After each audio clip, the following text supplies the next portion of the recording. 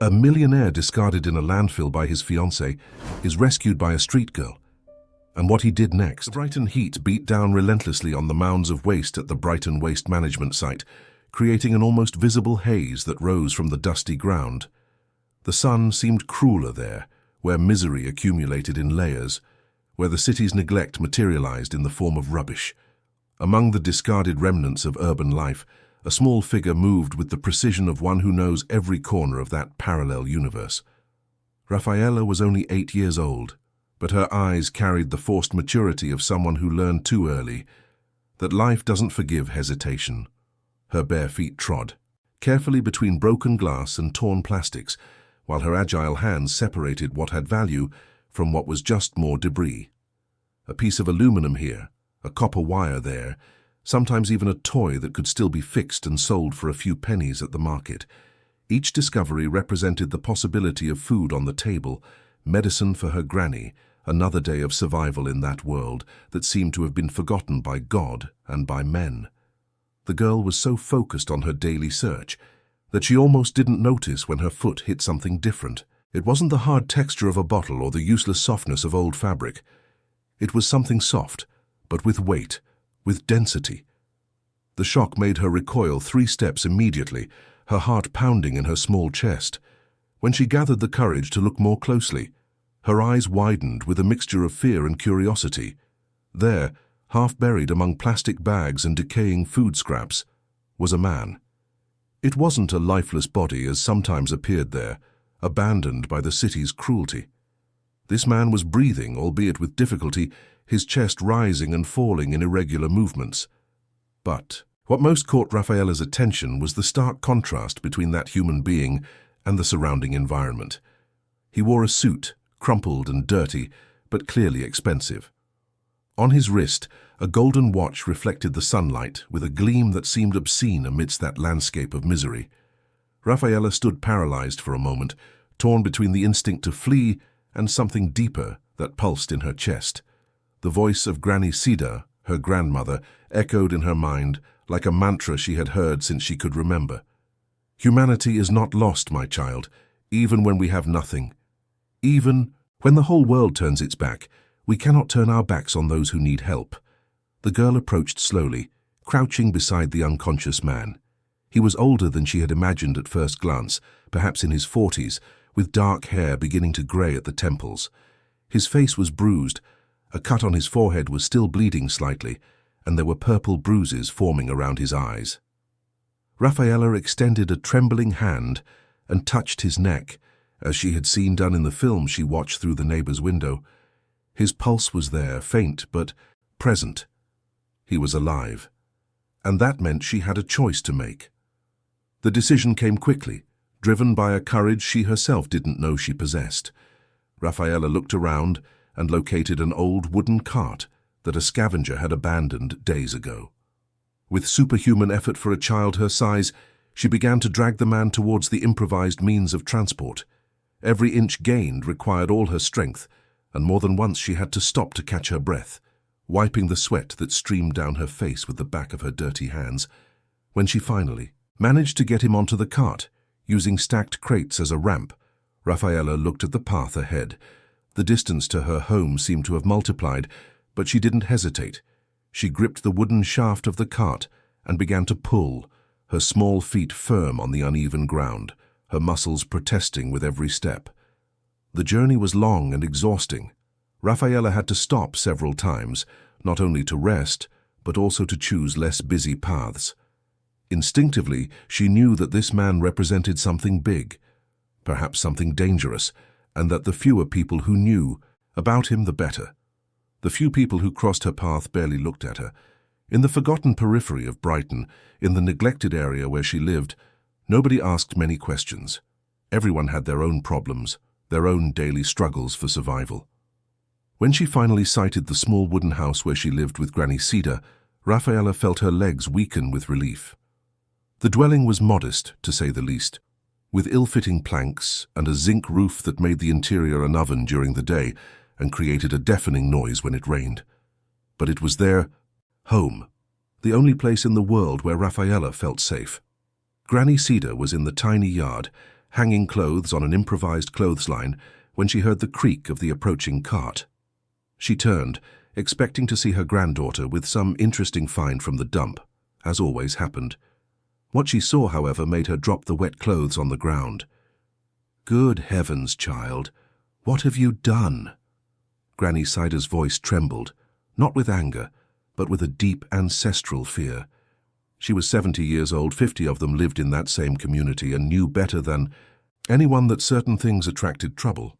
A rich man, clearly from another world, there in their house could mean anything from the police arriving to something worse. But when she approached and saw the state the stranger was in, something in her grandmother's heart spoke louder than fear. "He's very ill, Granny. We can't let him die." Granny Cedar looked at her granddaughter, at those dark eyes full of determination and compassion, and felt a bitter pride swell in her chest. The girl had learned well the lessons she had tried to teach during all those difficult years. With a resigned sigh, she helped Rafaela drag the man into the house, placing him on the only decent mattress they owned. During the following hours, Granny Cedar worked in silence, using all the knowledge accumulated over decades of hard life. She cleaned his wounds with old cloth soaked in salt water, applied a cheap ointment she had saved, and covered the man with the only clean blanket left.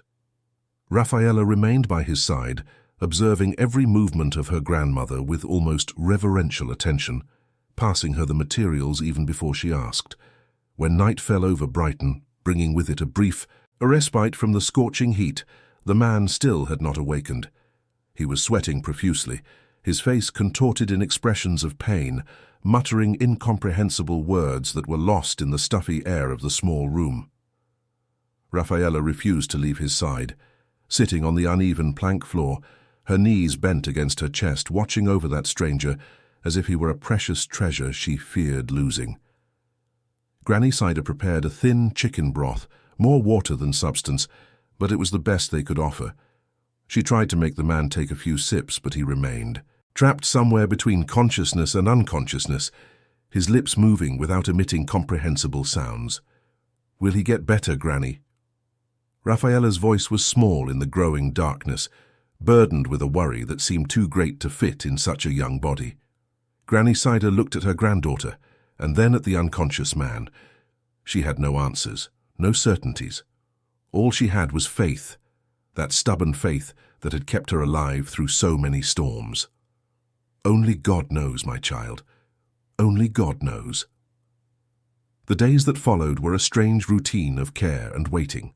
Rafaela continued her trips, to the dump in the morning, but rushed back home as soon as she gathered the minimum necessary, anxious to check on the stranger's condition. Granny Cider alternated between feeding the man light broths and cleaning his wounds, always praying softly, asking God for strength and wisdom. The man spent 3 full days in a feverish state, delirious, calling out names that neither of them recognized. "Lorraine," he frequently murmured, sometimes with tenderness, other times with what seemed to be anguish. "Isabella," another name that escaped his trembling lips, always followed by a groan of pain that didn't seem physical.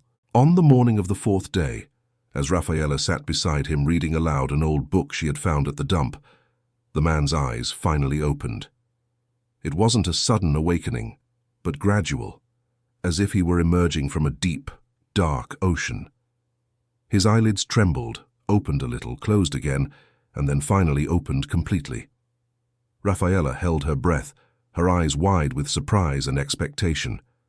The man looked around, confused, trying to focus his gaze on the ceiling planks, the wooden walls, the girl sitting beside him. His lips moved, trying to form words, but no sound came out on the first attempt. He swallowed with difficulty and tried again. "Where am I?" His voice was hoarse, broken by disuse and dehydration. Rafaela jumped up and ran to call her granny, who was outside trying to save some withered vegetables from the small garden they kept. "Granny, Granny, he's awake!" Granny Cider hurried in, drying her hands on her worn apron. She approached the man cautiously, studying him with those experienced eyes that had seen everything in life. "You're in my house, sir. My granddaughter found you at the dump almost dying. She brought you here." The man tried to sit up, but a wave of dizziness made him fall back onto the mattress. He put a hand to his head, feeling the improvised bandages, trying to organize thoughts that seemed like scattered fragments of an impossible puzzle. I don't remember." He closed his eyes tightly as if trying to force the memories back. "I don't remember anything. How did I end up at the dump? Who am I?" Granny Cedar and Rafaela exchanged worried glances. They expected many possible reactions, but not this one. The man opened his eyes again, and there was genuine terror in them, the primitive fear of someone who realizes they have lost a fundamental part of themselves. "You don't know your name, sir?" Granny Cedar asked softly, sitting on the edge of the mattress. The man shook his head slowly, his eyes filling with tears of frustration. He looked at his own hands as if they belonged to a stranger, at the expensive clothes he wore, now dirty and torn, searching for a clue, some trace of identity. I don't know anything. It's like everything has been erased." Rafaela timidly approached and gently took his wrist. "You have this watch." She pointed to the golden object that was still attached to his wrist, surprisingly intact despite everything. "Maybe there's something on it that will help." The man looked at the watch, as if seeing it for the first time. It was a clearly expensive piece, with gold details and a sophisticated dial. His hands trembled slightly as he examined it, looking for engravings, for marks, for anything that could give him a clue. It was then that his fingers found a small, almost imperceptible button on the side. When he pressed the button, everyone in the small room was startled. A feminine voice, soft and filled with emotion, began to speak through a tiny speaker embedded in the watch. "To Michael, with all my love.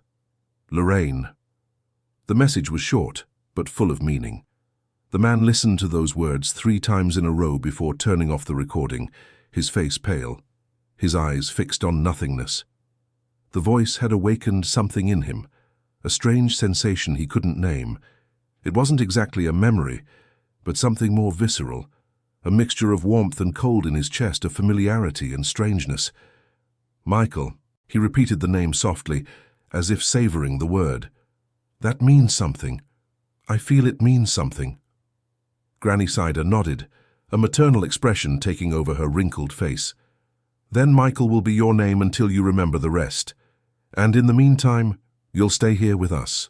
We don't have much, but what we have, we share." Michael looked at the elderly woman and then at the girl beside him, still holding his wrist with protective delicacy. Something stirred within him, an emotion he couldn't name but which warmed a part of his soul that seemed to have been left in the cold for too long. "I don't know how to thank you. You saved my life." Rafaela smiled for the first time since she found him, a shy but genuine smile that lit up her dirty face. "We did what we had to do. Granny always says that humanity isn't lost, even when we have nothing." In the days that followed, Michael slowly regained strength. At first he could barely stand for more than a few minutes, but with the simple food prepared by Granny Cedar and Rafaela's attentive care, his body began to recover. What didn't recover so easily was his memory. Occasional fragments emerged, disconnected images that came and went like waves, never complete enough to form a clear picture. He saw himself in a luxurious office, looking at a model of a building. He felt the weight of enormous responsibility on his shoulders. He heard voices discussing numbers, contracts, deadlines, but he couldn't see faces, couldn't remember names beyond those 2 that the watch had revealed: Michael and Lorraine. Determined not to be a burden, Michael began to help with household chores as soon as he could stand for longer periods. His hands, which clearly had never done heavy labor, began to develop calluses as he carried water, cleaned the tiny yard, and tried to help Rafaela tend the small garden she maintained with pride. The girl had become his constant shadow. She taught him about life in the neighborhood, about which people to avoid, which streets were safer, where to get the best scraps at the dump. Michael absorbed everything with an almost desperate attention, as if mastering that new world could somehow compensate for the loss of the old one. Granny Cedar observed the pair with a mixture of tenderness and concern. There was something unresolved about that man, something she felt in her gut. The way he held a spoon, the way he pronounced certain words, how his eyes sometimes gazed into the distance as if searching for something that wasn't there. All of it spoke of a life completely different from the one he now led. One afternoon, while Michael was helping Rafaela plant coriander seedlings in the garden, his fingers touched something buried in the soil. It was a child's bracelet, small and delicate, with initials engraved in cursive letters. Michael wiped the dirt from the object and read the letters engraved on the tarnished metal. Enau mem. Something exploded inside his head. It wasn't a complete memory, but an overwhelming sensation of loss, of guilt, of something important that had been left behind. His breathing quickened, his heart pounded, and suddenly he was back in that dark place in his mind, desperately searching for something that always seemed to be one step ahead. "Mr. Michael!" Rafaela's voice was filled with concern. "Are you all right?" Michael blinked, returning to the present, realizing that tears were streaming down his face. He looked at the bracelet in his hand and then at Rafaela, trying to form words to explain something he himself didn't understand. I think there was someone important, a child perhaps." The words came out brokenly, battling against the confusion in his mind. "I feel like I left someone behind, or someone left me, I don't know." Granny Cedar, who had approached upon hearing the commotion, placed a firm hand on his shoulder. "Memories will come back when it's time, Michael. There's no point in forcing them. For now you're here, you're safe, and you have us to look after you." But the discovery of the bracelet seemed to have opened a floodgate within Michael. That night, he had a dream more vivid than all the previous ones. He was in a large house, full of natural light streaming through enormous windows. A teenager stood in front of him, her eyes full of tears and anger. "You always do this." Her voice echoed with a pain that seemed ancient. "You always choose something else, other people, never me. I hate you." The girl ran, slamming a door, and Michael stood there, paralyzed, wanting to go after her but unable to move his feet. And then a woman appeared, beautiful and elegant, placing a hand on his shoulder. "Leave her, Michael, it's just a phase, she'll get over it." The voice was soft, but there was something in it, something that sent a chill down Michael's spine in the dream. He turned to look at the woman, but before he could see her face, he woke up, his heart pounding, his body covered in cold sweat. Rafaela was sleeping curled up in a thin blanket in the corner of the room, and Granny Cedar snored softly on the other improvised mattress.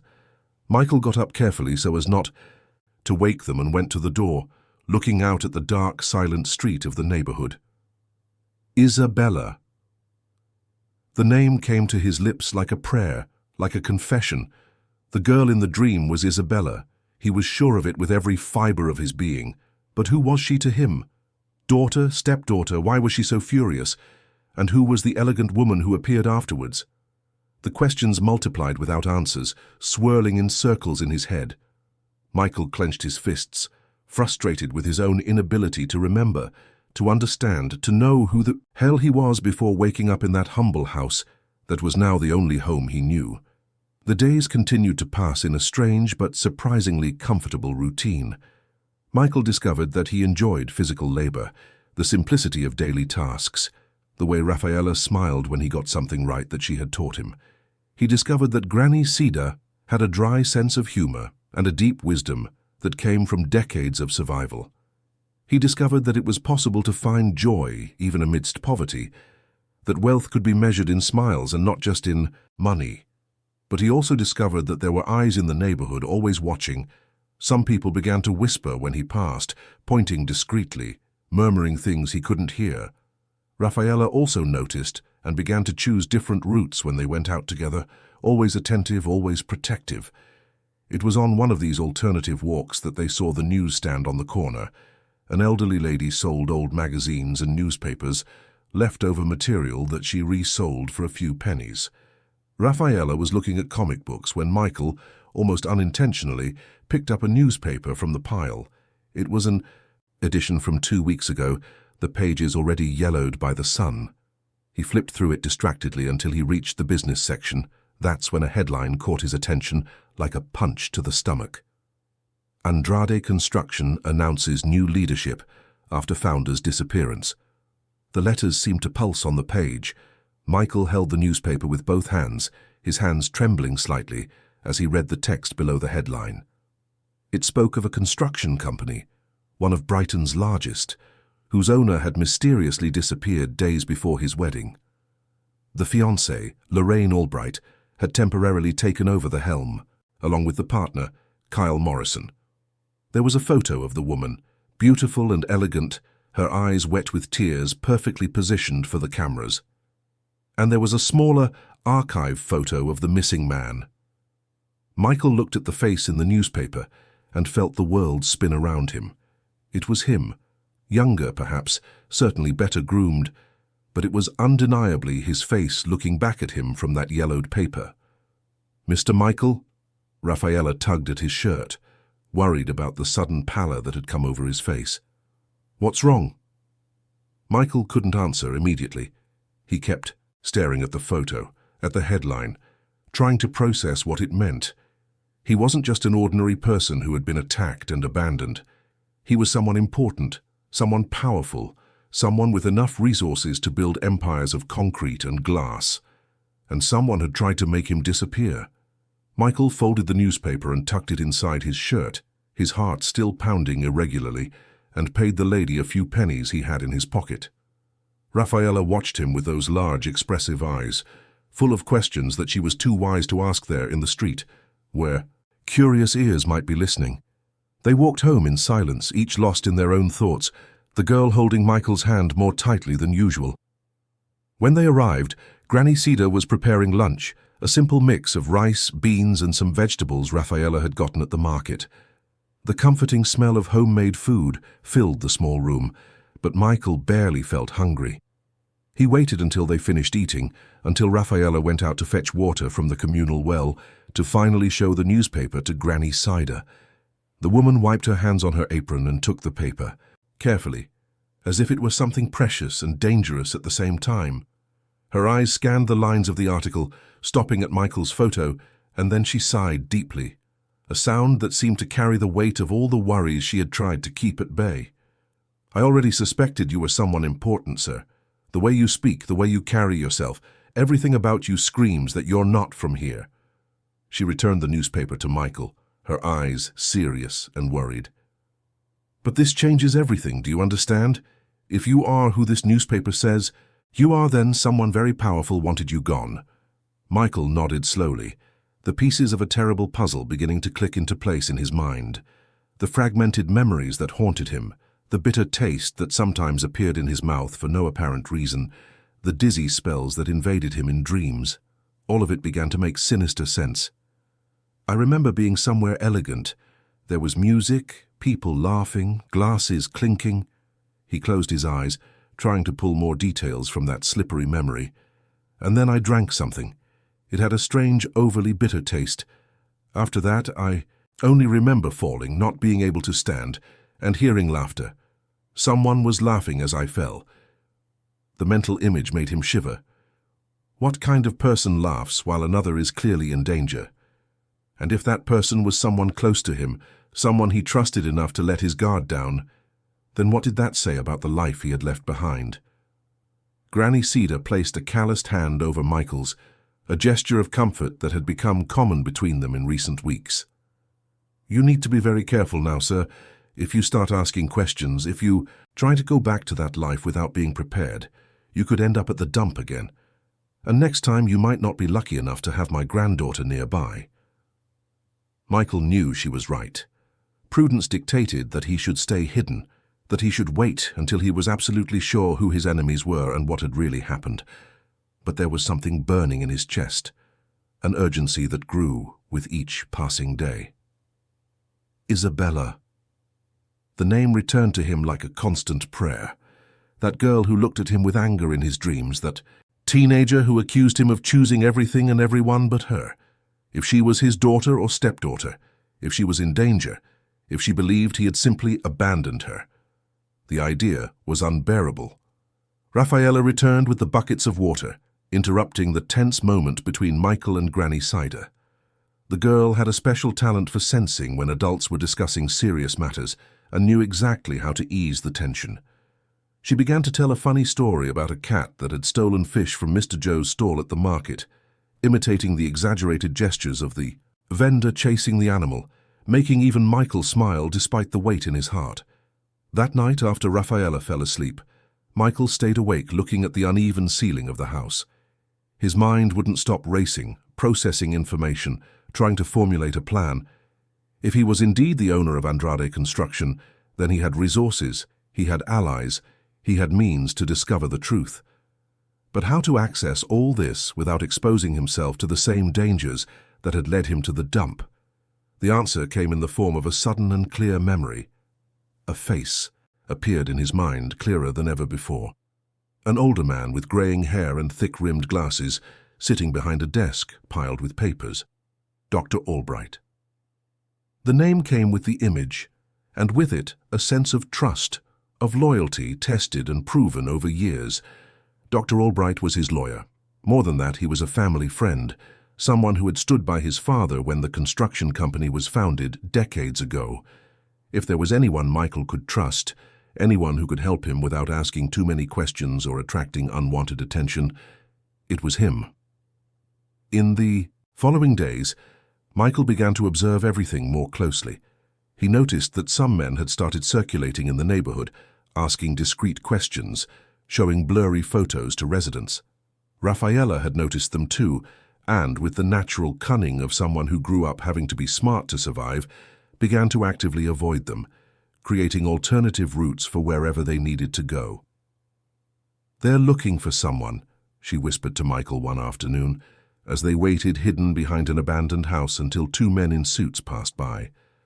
"I think they're looking for you, sir." Michael felt a chill down his spine, but also a strange satisfaction.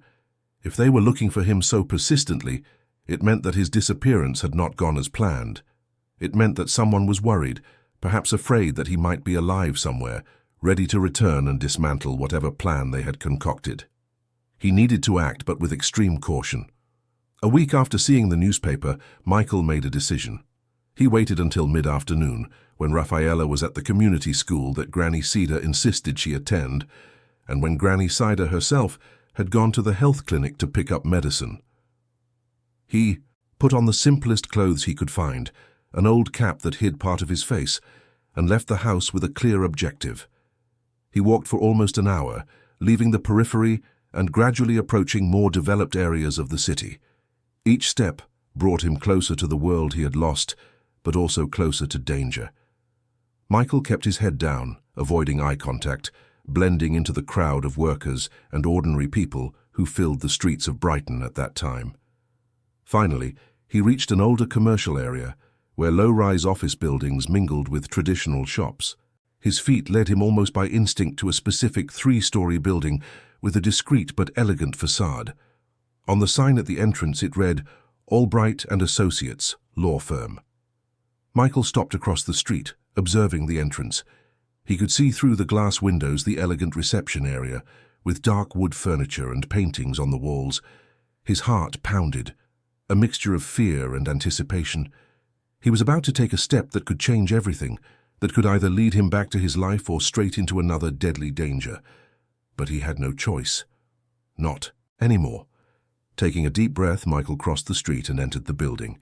The receptionist, a young woman with a professional appearance, looked up from her computer screen and examined him with an expression that mixed curiosity and slight discomfort. His simple, worn clothes were clearly not the usual attire of clients who frequented that office. "Good afternoon. Can I help you?" Her voice was polite but distant. Michael hesitated for a moment, then approached the counter. "I need to speak with Dr. Albright. It's urgent." "Do you have an appointment, sir?" The receptionist was already looking at her screen, probably looking for a polite way to dismiss him. "I don't, but please tell him it's about Michael Andrade. He'll want to see me." The mention of the name made the receptionist stop and look at him more closely. Something changed in her expression, a mixture of surprise and disbelief. Michael knew that there were probably photos of him plastered across the news, that his face was recognizable, especially to someone who worked in his lawyer's office. "One moment, please." She picked up the internal phone with slightly trembling hands and dialed an extension. "Dr. Albright? There's a gentleman here who says he needs to speak about Michael Andrade." "Yes, sir, yes, I'll send him up." She hung up and pointed to the elevator. "Third floor, last door on the right." Michael nodded his thanks and followed the instructions. The elevator ride was short, but seemed to last an eternity. When the doors opened on the third floor, he was greeted by a silent corridor with thick carpet that muffled the sound of his footsteps. The door the receptionist had indicated was ajar. Michael knocked lightly and heard a familiar, albeit trembling, voice respond, "Come in." He pushed the door open and entered a spacious office with bookshelves full of legal tomes and a large solid wood desk. Behind the desk, an elderly man slowly rose, his hands resting on the polished surface as if needing support. His eyes, magnified by thick glasses, were wide with absolute shock. "My God!" Dr. Albright's voice was little more than a whisper. "Michael, is it really you?" Michael closed the door behind him and took a few steps towards the desk. "I need your help, Doctor, and I need everything I say here to stay between us." The lawyer circled the desk with faltering steps and stopped in front of Michael, studying every detail of his face as if trying to confirm that he wasn't an apparition. His eyes filled with tears, and before Michael could react, the older man pulled him into a tight embrace. "We thought you were dead, my boy. Good heavens, we thought we'd never see you again." The lawyer's genuine emotion broke something inside Michael. He realized that this man truly cared about him, that it wasn't just a professional relationship, but something deeper. And that gave him hope that there were people in his old life worth remembering, worth going back to find. When they finally separated, Dr. Albright indicated a leather armchair and poured 2 glasses of whiskey, even though it was mid-afternoon. They sat down, and Michael began to tell everything from the beginning, from the moment he woke up at the dump with no memory, to being saved by Rafaela, to Granny Cedar's care, to the fragmented memories that slowly returned to him. Dr. Albright listened in silence, his face becoming progressively more serious as the story unfolded. When Michael finished, the lawyer remained silent for a long moment, processing everything he had heard. "You were poisoned, Michael. I have no doubt. What you describe are classic symptoms of intoxication with sedative drugs mixed with alcohol." He took off his glasses and massaged the bridge of his nose. "And whoever did this wanted you to disappear permanently." "Lorraine." Michael said the name with a certainty he didn't know where it came from. "It was her, wasn't it?" Dr. Albright sighed deeply. "I don't have concrete proof, Michael, but I'll tell you what I know. After you disappeared, Lorraine took temporary control of the company along with Kyle. She put on a beautiful show of inconsolable widow for the cameras, crying in interviews, offering rewards for your whereabouts." He paused significantly. "But behind the scenes, she has acted like someone who knows exactly that you won't be coming back." "And what has she been doing?" "Transferring assets, reorganizing contracts, changing account passwords, all done legally enough not to raise immediate suspicion, but quickly enough to consolidate power. In a few months, if you don't appear, she can request a declaration of presumed death and become the owner of everything." Michael felt anger rise in his chest, hot and bitter. The woman he loved enough to want to marry, the woman whose voice recorded on the watch still made him feel confused things, had tried to kill him for money and power. It was almost too grotesque to be real. "And Isabella?" Michael asked, his voice breaking slightly as he pronounced the name. "How is she?" Dr. Albright's expression grew even darker. "Isabella is your stepdaughter, Lorraine's daughter from her first marriage. You tried to be a father to her after her biological father died, but the relationship was always complicated." He paused, choosing his words carefully. "Lorraine told her you ran off with another woman, that you abandoned them both days before the wedding. The girl is devastated, Michael. She refuses to leave her room, doesn't speak to anyone, and according to the staff, spends her days crying or screaming in anger." The image broke Michael's heart into pieces. He remembered the dreams, the girl screaming that he had abandoned her, the eyes full of tears and hatred. They weren't just dreams, they were memories trying to manifest through the veil of forgetfulness that had been imposed on him. "I need to go back. I need to tell her the truth." Dr. Albright stood up and began to pace back and forth across the office, his hands clasped behind his back, clearly thinking fast. "Going back now would be dangerous, Michael. Whoever tried to eliminate you once won't hesitate to try again, and next time they'll be more careful. He stopped and looked directly at Michael. We need a plan, we need evidence, and we need to ensure that when you reveal you're alive, Lorraine and whoever is working with her have no chance to escape. Over the next few hours, the two men worked together, devising a strategy. Dr. Albright would discreetly investigate Lorraine's and Kyle's financial movements, looking for evidence of fraud or misappropriation. Meanwhile, Michael would remain hidden, but would begin to document his memories as they returned, creating a detailed record that could be used later. The lawyer also offered to hire a trusted private investigator to discover exactly what had happened on the night of Michael's disappearance, who was present, who had access to him, and who could have administered whatever was used to drug him. When Michael finally left the office, it was already evening. He had an envelope with enough money to help Granny Cedar and Rafaela, as well as a simple mobile phone with Dr. Albright's direct number programmed in. The lawyer had insisted that he needed a safe and quick way to contact him. The journey back to the periphery seemed longer, perhaps because Michael now carried the weight of everything he had discovered. Every step took him back to the simple but honest world where Rafaela and Granny Cedar awaited him, but his mind was trapped in the complex and treacherous world he had involuntarily left behind. When he arrived at the small wooden house, he found Rafaela sitting on the doorstep, clearly waiting for him with a worried expression. As soon as she saw him, she jumped up and ran towards him, stopping only when she was very close, her eyes examining him from head to toe as if searching for injuries.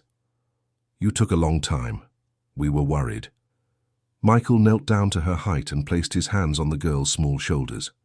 "Sorry to worry you, but I needed to do something important." "Did you find out anything about who you were, sir?" Michael nodded slowly. "I did, and it's complicated.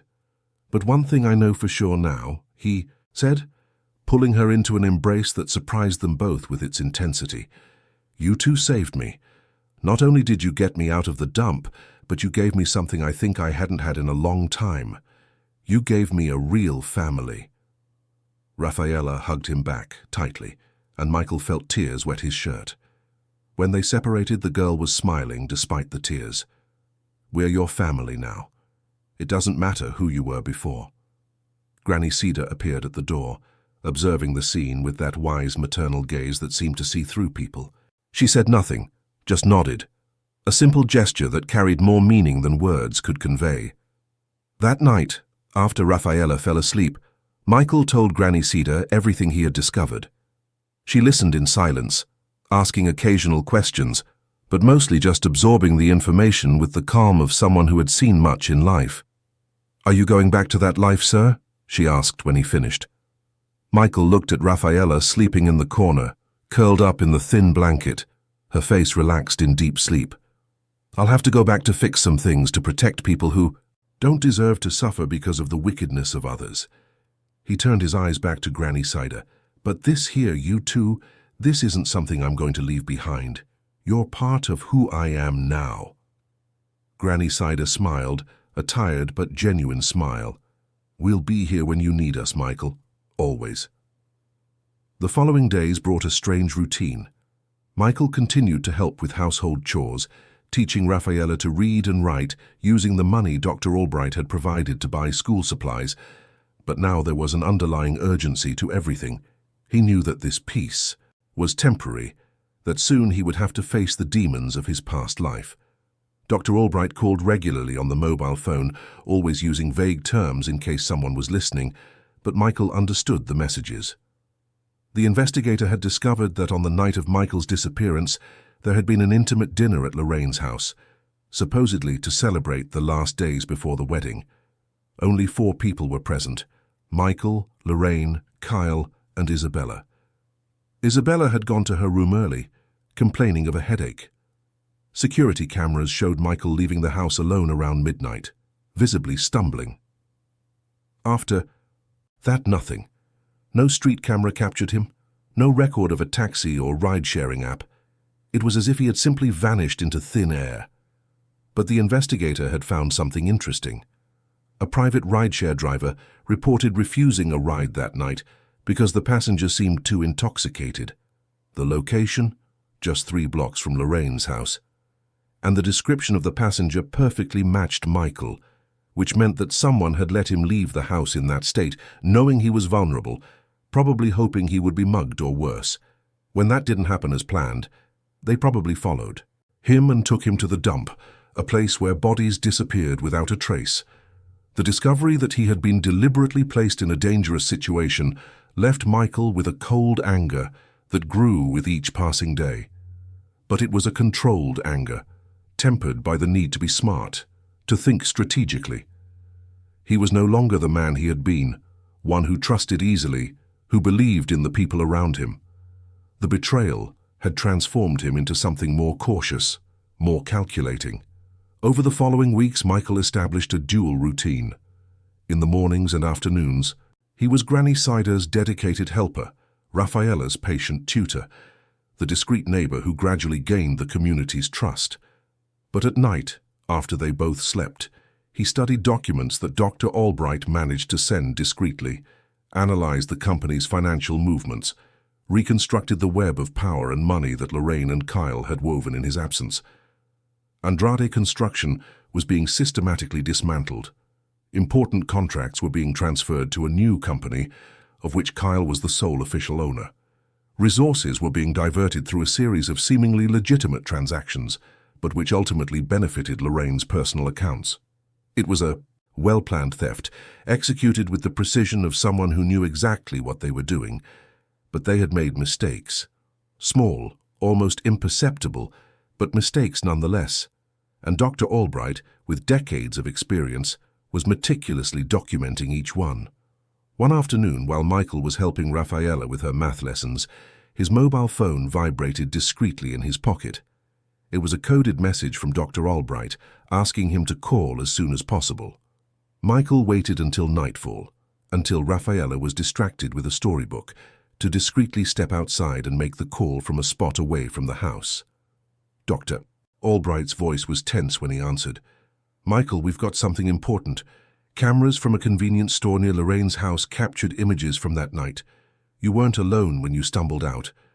Kyle was with you, supporting you, leading you towards a car parked nearby." Michael felt his heart race. So it was Kyle who had taken him to the dump. His partner, the man he had trusted for years, had literally tried to discard him like trash. There's more. The investigator managed to trace the car. It's registered to a shell company, but we managed to connect the dots. To a bank account controlled by Kyle. He wasn't careful enough, Michael. He thought you'd never come back to expose what he did. "And Lorraine?"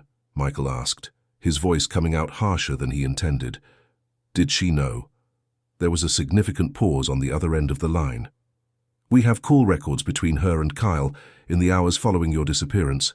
Many calls, some lasting over 20 minutes, and bank transfers from her to him, significant amounts, made in the days leading up to that night," Dr. Albright sighed. "She didn't just know, Michael. She probably planned everything." Michael leaned against the cold wall of an abandoned building, feeling his legs weaken. A part of him still hoped, against all logic, that there was some alternative explanation, that the woman he had loved couldn't be so cruel. But the evidence was clear, undeniable. What do we do now? Now we put all this together into an unshakable legal case. But I need to warn you, Michael. This will take time. A few weeks, maybe a month. And during that time, you need to remain hidden. If Lorraine and Kyle discover you're alive and investigating, they'll try again. And next time they won't fail. Michael agreed, although every fiber of his being screamed to act immediately. But he knew Dr. Albright was right. Patience was key. He had to be smarter than his enemies. Meanwhile, something unexpected was happening. Granny Sider's health, which had always been fragile but stable, began to visibly worsen. She coughed more frequently, tired easily with simple tasks, and there were nights when Michael heard her groaning softly in pain, trying not to wake Rafaela. The girl had also noticed, and the fear in her eyes broke Michael's heart. Granny Sider was everything Rafaela had in the world, her only family, the only constant in a life of uncertainties. The idea of losing her was simply unbearable for the child. Michael tried to convince Granny Cider to seek medical attention, but she stubbornly resisted. "I don't have money for a hospital, and I won't let the girl go hungry because of my old age ailments." The words were spoken with firmness, but Michael saw the fear in her eyes, the knowledge that something was seriously wrong. It was Rafaela who finally broke the impasse. One night she knelt beside the mattress where Granny Cider lay, took her grandmother's wrinkled hand with her two small hands, and began to cry. It wasn't a child's tantrum, but a deep, anguished cry from someone genuinely terrified. "Please, Granny, please, go to the doctor. I can't lose you, I can't." Granny Cider looked at her granddaughter, at that little face wet with tears, and her own defenses crumbled. She stroked Rafaela's hair tenderly and nodded, resigned. "All right, my child, all right. We'll figure it out." Michael didn't hesitate. He took the golden watch he still kept, that object that had been his only connection to his identity when he woke up without memory, and went to a pawn shop in the city center. The man behind the counter offered a ridiculously low price, clearly trying to take advantage of Michael's apparent desperation, but he had neither the time nor the energy to negotiate. He accepted the money and rushed back home. With the resources, they managed to schedule an appointment at a public hospital. It wasn't the best care available. Michael knew that with his fortune he could afford the best private hospital in the city, but that would expose his presence. So he settled for what was possible, accompanying Granny Cider and Rafaela throughout the process. The tests revealed what everyone already feared deep down. Granny Cider had a serious heart condition, aggravated by years of hard work and lack of adequate medical care. She would need continuous medication, regular follow-ups, and rest, something her lifestyle until then made practically impossible. The doctor, a young man with deep dark circles under his eyes that betrayed exhausting shifts, was direct. "Madam, you need constant care. Without medication and without reducing physical exertion, the situation will worsen rapidly." Michael absorbed the information with a knot in his stomach. He looked at Rafaela, holding Granny Cider's hand tightly, her large eyes fixed on the doctor, as if she could force better news into existence through sheer will. That night, after returning home with a long and expensive prescription, after putting Granny Cider to rest, Michael had a long conversation with Rafaela. He explained, in simple but honest words, that her grandmother was ill and would need care. He explained that he would do everything in his power to ensure she received the necessary treatment. "You'll have to go back to your old life, won't you?" Rafaela asked with a wisdom that went beyond her 8 years. "To get money to help us." Michael hesitated before answering. "I will, yes, but I won't abandon you, never. You are my family now, and we don't abandon family." The girl hugged him tightly, and Michael felt a determination solidify within him. He was no longer fighting just for justice or revenge. He was fighting for them, for this improbable family that fate had placed in his path.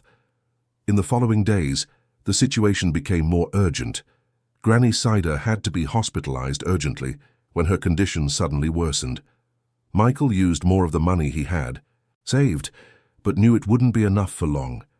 The necessary treatment was expensive, and the need for intensive care was rapidly depleting his limited resources. It was during one of these hospital visits that something unexpected happened. Michael was at the reception, trying to figure out how to get more days of hospitalization for Granny Cider, when he heard a familiar voice behind him. "Michael? Michael Andrade?" He turned slowly, his heart sinking, and saw a middle-aged man looking at him with an expression of absolute shock. It was Ronald, one of the engineers who worked at the construction company, someone Michael had known for years. The chance of being recognized was something he had always known was a possibility, but now that it was happening, it felt surreal. Michael considered denying it, pretending he was someone else, but knew it would be useless. Ronald knew him too well. Instead, he quickly approached the engineer, lowering his voice. "Ronald, I need you to keep this a secret. Please, my life depends on it." The engineer looked at him as if he were seeing a ghost. "But everyone thinks that you ran away, or worse. What happened?" Michael looked around, checking if anyone was paying attention to them, and then quickly summarized the situation, omitting specific details, but making it clear that he was in danger and needed to remain hidden. Ronald listened with wide eyes, processing information that clearly went against everything he thought he knew. When Michael finished, the engineer remained silent for a long moment before speaking. "I always thought it was strange how Lorraine reacted to your disappearance. She seemed sad at the right moments, but there was something too calculated." He shook his head. "And Kyle has been acting as if he owned everything, changing projects, firing people loyal to you, bringing in his own employees. Do you believe me?" Ronald looked directly into Michael's eyes. "I've known you for 15 years, Michael. You're not the kind of man who abandons responsibilities or runs from commitments. If you say they tried to eliminate you, I believe you." He extended his hand. "And I want to help." The unexpected offer of help moved Michael more than he expected. He shook Ronald's hand firmly. "Thank you. But for now, the most important thing is that you don't tell anyone you saw me. No one. When it's time for me to return, you'll know." Ronald agreed, and before they parted, he gave Michael his card with a personal number written on the back. "If you need anything at all, call me." The encounter with Ronald served as a reminder that there were loyal people in his old life, people worth caring for. But it also served as a warning that time was running out. The more he circulated, even in peripheral areas of the city, the greater the chance of being recognized again. And next time it could be by someone less friendly. Granny Cider spent a week in the hospital before being discharged with an extensive list of medications and recommendations. Michael had used his last resources, including part of the money Dr. Albright had provided for emergencies. He knew he couldn't continue like this for much longer. Raffaella was visibly shaken by the situation. She tried to be strong, caring for her grandmother with a heartbreaking dedication, but Michael saw how she cried softly at night when she thought no one was watching. The girl had lost her childhood long ago, forced to grow up too fast in a world that didn't forgive weaknesses, and now faced the real possibility of losing the only person who had always been by her side. Michael spent sleepless nights thinking, planning, trying to find a solution that would protect everyone involved. He could reveal his presence now, confront Lorraine and Kyle without waiting for Dr. Albright to finish gathering all the evidence. But that would be risky. It could give them time to destroy evidence or create new traps. On the other hand, waiting meant leaving Granny Cider without the care she really needed, meant seeing Raffaella suffer day after day, meant letting Isabella continue to believe he had abandoned her. The decision came in an unexpected way. One afternoon, while Michael was in the yard helping Raffaella water the plants, 2 men appeared on the street in front of the house. They were not the same ones who had circulated in the neighborhood weeks ago asking questions. These were different, more intimidating, with a presence that made neighbors quickly close doors and windows. Raffaella saw them first and immediately grabbed Michael's arm, pulling him towards the house. "Mr. Michael, we need to go inside now." But before they could move, one of the men saw them and began to approach with deliberate steps. Michael instinctively placed Raffaella behind him, a protective wave sweeping over his entire being. "Do you know a guy who's been around here, a bit lost, looking rich?" one of the men asked, his voice carrying a thinly veiled threat. "We pay well for information." Michael kept his expression neutral, pretending to be a simple local resident. "Many people pass through here. I don't pay attention to anyone." The man came closer, studying Michael's face intently. His eyes narrowed slightly, as if something seemed familiar, but he couldn't quite place it. The tension in the air was palpable. It was then that Raffaella, with a courage that defied her age, stepped forward. "My father doesn't know anything, sir. We work all day. We don't watch who comes and goes." The word father made Michael swallow a lump in his throat. Raffaella was protecting him, using the relationship that had developed between them as a shield. The man looked at the girl, then back at Michael, and something in his posture relaxed slightly. "All right. But if you see anything, there's a reward. Any news could be worth money." He threw a card on the ground in front of them and turned, walking back to his accomplice. They watched the 2 men walk away, and only when they were completely out of sight did Michael realize he was trembling. Raffaella turned to him, her eyes still scared, but also determined. They're looking for you to hurt you, aren't they? Michael couldn't lie to her. They are. And they're getting closer. He knelt down to the girl's height. Rafaela, I will never let anything bad happen to you or your granny. But I need to put an end to this. I need to go back and face the people who hurt me. Then go. Her voice was firm despite the tears that were beginning to form. We'll be fine. Just promise you'll come back. Michael pulled her into a tight embrace. I promise. And when I come back, I'll be able to properly take care of both of you. You'll never go without again. You'll never have to worry about money or anything. That night, after Rafaela finally fell asleep after much resistance, Michael had a long conversation with Granny Cider. She was lying on the mattress, still weak from her hospitalization, but her eyes were alert and lucid. You're going to do what you have to do, she said before he even started speaking, and you don't need to worry about us. We survived before you came. We'll survive while you're gone. It's not about surviving, Granny Cider. Michael held her wrinkled hand gently. It's about you having the life you deserve. Rafaela deserves to study in a real school, have new clothes, not have to scavenge through trash to survive. And you deserve proper medical care, rest, comfort. Granny Cider smiled, a tired but affectionate smile. You're a good man, Michael, regardless of who you were before, regardless of the money or power you had. What matters is the heart, and you have a good heart. The words stayed with Michael throughout that sleepless night, during the hours he spent finalizing plans with Dr. Albright over the phone, during the silent preparations for what was to come. In the morning, Michael woke Rafaela early. She protested sleepily until she noticed the seriousness on his face. He sat beside her on the mattress and took her small hands. Today's the day, Rafaela. Today I go back to sort everything out. Michael spoke with a calm he didn't feel, trying to be strong for the girl who looked at him with wide, frightened eyes. But before I go, I need you to understand one very important thing. No matter what happens, no matter how much time passes, I will come back for you and your granny. You are my family now, that never changes. Rafaela threw herself into his arms, hugging him with all the strength her small body could muster. You promise? Really promise? I promise with everything I am. Michael gently pulled her away slightly to look into her eyes. And I've left something with Dr. Albright, my lawyer. If anything goes wrong, if I take longer than I should, he knows exactly what to do to take care of both of you. You will never be helpless. Never. Granny Cider watched from her bed, tears silently streaming down her wrinkled face. She knew this moment would come, but that didn't make the farewell any less painful. Michael approached her and kissed her forehead tenderly, a gesture from son to mother that deeply moved them both. You taught me what truly matters in life, Granny Cider. You taught me that humanity is not lost even when we have nothing.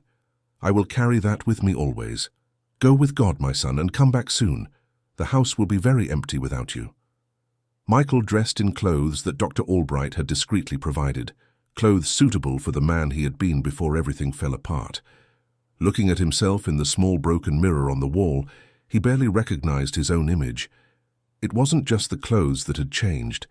There was something in his eyes, a hardness that hadn't existed before, a determination forged through suffering and betrayal. The plan was meticulously laid out. Dr. Albright had called an extraordinary meeting of the Andrade Construction Board, citing irregularities that needed urgent clarification.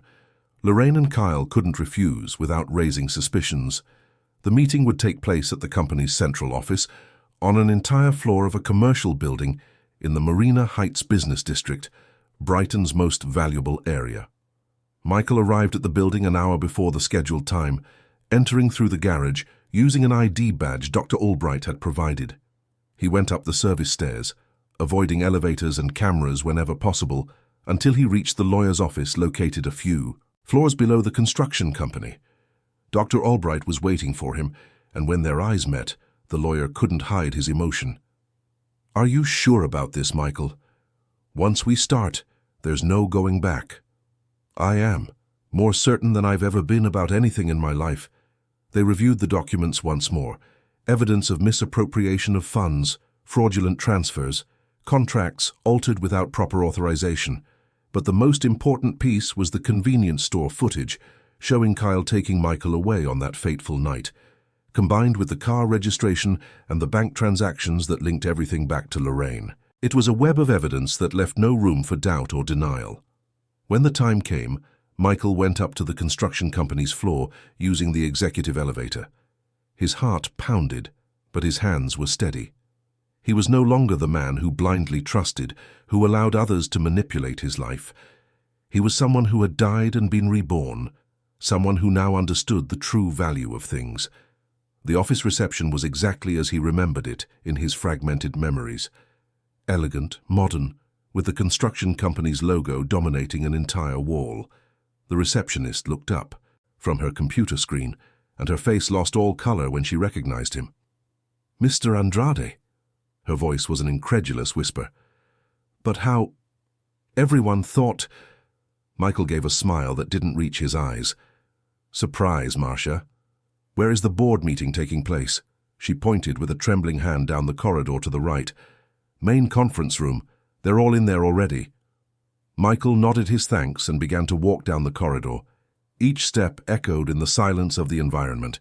Each step brought him closer to the confrontation that would define everything.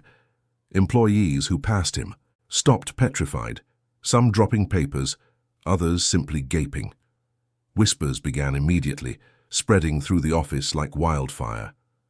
When he reached the conference room door, Michael paused. On the other side was the woman he had loved, who he had planned to spend the rest of his life with, and who had tried to kill him. Also, there was the man he had considered a friend, a reliable business partner, and who had personally discarded him like trash.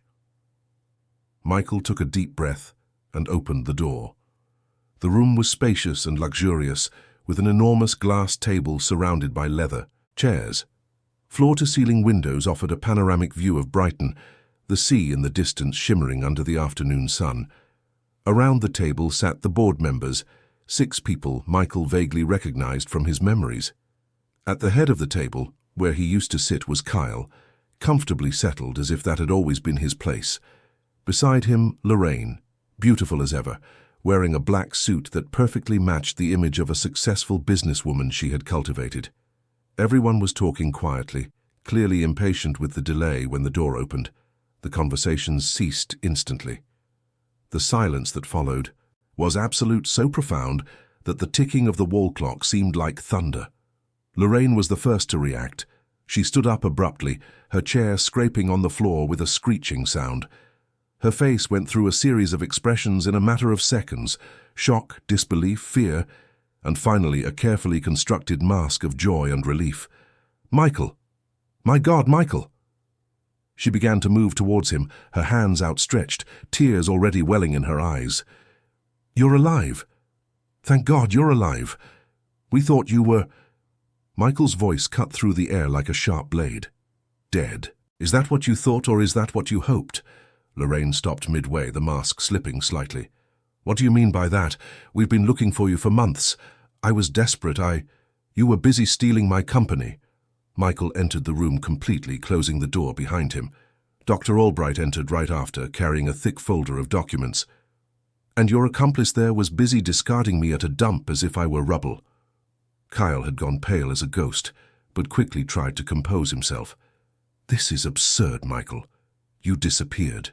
We thought you had run away, that you had abandoned everything. We had to keep the company running." "Keep the company running?" Michael let out a humorless laugh. "Is that what you call diverting resources, transferring contracts, stealing assets? What an interesting way to keep things running." Dr. Albright approached the table and began to distribute copies of the documents to each board member. The faces around the table grew progressively more serious as they leafed through the material. There were bank statements, altered contracts, call records, and the pièce de résistance, screenshots of the footage showing Kyle taking Michael away that night. One of the board members, an elderly man named Albert who had been with the company since Michael's father's time, stood up with an expression of contained fury. "Is this true? You tried to eliminate Michael?" "No!" Lorraine practically screamed, her composure finally shattering. "This is all a misunderstanding. Michael, darling, you're confused. You've been through something traumatic. Let me explain." Explain then. Michael crossed his arms, his voice cold as ice. Explain the money transfers to Kyle days before my disappearance. Explain the calls between you in the following hours. Explain why you started dismantling my company before I was even officially declared dead. Kyle stood up abruptly, his hands resting on the table. Look, Michael, things didn't happen the way you're thinking. You were out of control that night, drunk, saying you were going to cancel the wedding, that you were going to kill yourself. I took you out of that situation. I tried to help you. Help me by leaving me in a dump? Michael took a few steps towards his partner, his eyes fixed on his with an intensity that made Kyle recoil. You drugged me, left me to die, and then started looting everything I built, and you would have succeeded if it weren't for an 8-year-old girl who had more humanity in her little finger than the two of you combined have in your entire bodies. Lorraine tried one last card. She turned to the board members, her voice gaining a tone of calculated desperation. He's making all this up. Look at him, look where he's been. He was probably manipulated by someone who wants to destroy this company, who wants to turn us against each other. Dr. Albright decided it was time to intervene. Ms. Albright, I suggest you and Mr. Morrison remain silent. Everything you say from this moment on can and will be used against you in the criminal and civil proceedings that will be filed. He turned to the board members. Gentlemen, as you can see from the documents, there is more than enough evidence of fraud, misappropriation, and even attempted murder. The police authorities have already been notified and should arrive at any moment. As if on cue, the sound of elevators arriving echoed from the corridor, followed by voices and heavy footsteps.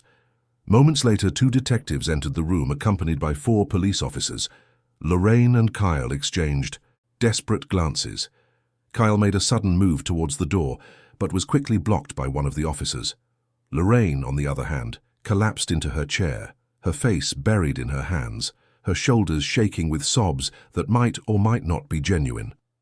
Kyle Morrison and Lorraine Albright, one of the detectives began, you are under arrest on suspicion of fraud, misappropriation, and attempted murder. You have the right to remain silent. As the rights were read and handcuffs were applied, Michael watched with a strange sense of emptiness. He had imagined this moment so many times. He had dreamed of revenge, of seeing those who betrayed him pay for their crimes. But now that it was happening, all he felt was weariness and an urgent need to return to the 2 people who truly mattered. Before being led away, Lorraine looked at Michael one last time. There was hatred in her eyes now, all pretense of love or regret completely evaporated. You'll regret this, Michael. You'll regret coming back. Michael stared at her expressionlessly. The only thing I regret, Lorraine, is trusting you, but that's a lesson I've learned very well. When they were finally taken away, the board members remained seated in shocked silence. It was Albert who finally broke the silence. Michael, on behalf of all of us, I apologize. We should have questioned more. We should have seen the signs. He stood up and walked over to Michael, extending his hand. Welcome back. The company needs you. We all need you. Michael shook the older man's hand firmly. Thank you, Albert, but I need some time before I fully return. There are people who took care of me when I had nothing, people who saved me in every possible way. I need to go to them now. The meeting concluded with the agreement that Michael would officially resume command of the company the following week. Dr. Albright would be responsible for managing the legal aspects and beginning the process of reversing all the fraudulent changes that had been implemented. But before anything else, Michael had a promise to keep. He left the building through the main entrance this time, no longer hiding, no longer afraid. The brightened sun beat strongly on his face, and for the first time in months he allowed himself to feel genuine hope.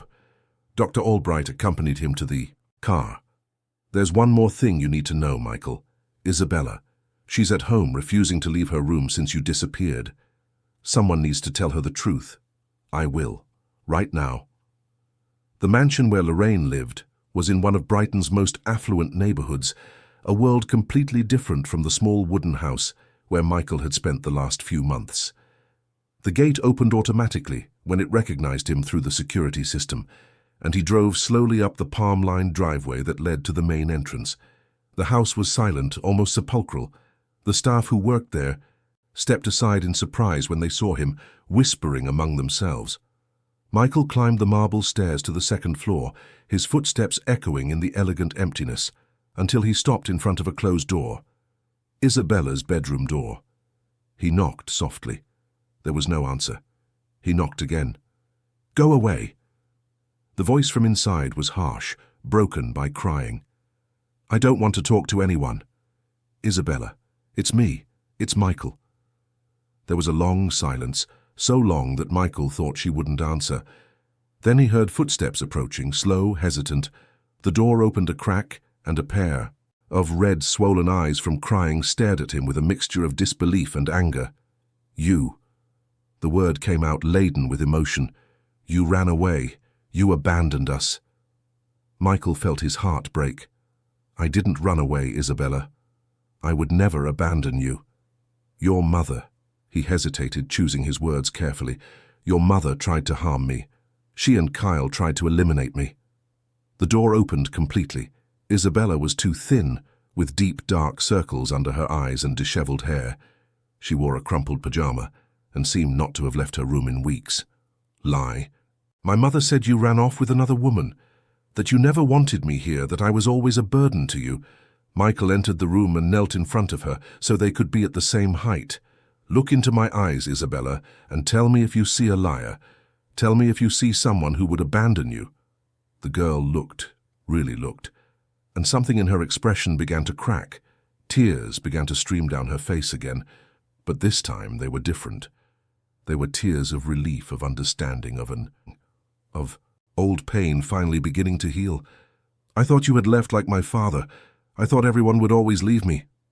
Michael pulled her into a tight embrace, and she melted against him, sobbing with years of abandonment and pain, finally finding an outlet. "I'm here now, and I'm not going anywhere. You are not a burden, Isabella, you never were, and I will spend the rest of my life proving that to you." They stayed like that for a long time, father and daughter, whom fate had united, and whom wickedness had tried to separate, but who were now together again. When Isabella's sobs finally subsided, Michael pulled back slightly to look into her eyes. "There are two people I want you to meet. Two people who saved me when I had nothing, who taught me what truly matters in life. Do you want to meet them?" Isabella nodded, wiping her face with the back of her hands. "Who are they?" "A girl your age named Rafaela, who has more courage and kindness than any adult I've ever known. And her Granny Cider, who taught me that humanity is not lost even when we have nothing." On the way back to the periphery, Michael told Isabella the whole story. He told her about waking up without memory at the dump, about being saved by Rafaela, about Granny Cider's care. He told her about learning to survive with almost nothing, about discovering that happiness didn't come from money or power, but from genuine connections between people. Isabella listened in silence, her eyes wide, processing a reality so different from the one she knew. When they finally arrived at the small wooden house, she looked around with an expression Michael couldn't quite decipher. There was surprise there, certainly, but also something more, a kind of awakening. Rafaela was in the yard, watering the garden, when she saw them arriving. She dropped the watering can and ran towards Michael, but stopped abruptly when she saw Isabella beside him. The two girls looked at each other, one a resident of the periphery dressed in patched clothes, the other from an affluent neighborhood wearing an expensive but crumpled dress. It was Michael who broke the silence. "Rafaela, this is Isabella. Isabella, this is Rafaela, the girl who saved my life." For a moment, neither of them moved. Then Rafaela took a few hesitant steps towards the other girl and extended her hand, a formal gesture she had probably seen somewhere but never really used. "It's a pleasure to meet you." Isabella looked at the extended hand and then, instead of simply shaking it, pulled Rafaela into an unexpected hug. "Thank you. Thank you for saving him, for saving my father." The two girls hugged there in the simple yard, under the relentless Brighton sun, and Michael felt something complete itself within him. They were two different worlds meeting, two realities so distant yet united now by him, by the impossible journey he had made. Granny Cider appeared at the door, leaning on an improvised cane, still weak, but her eyes shining with joy at seeing Michael back.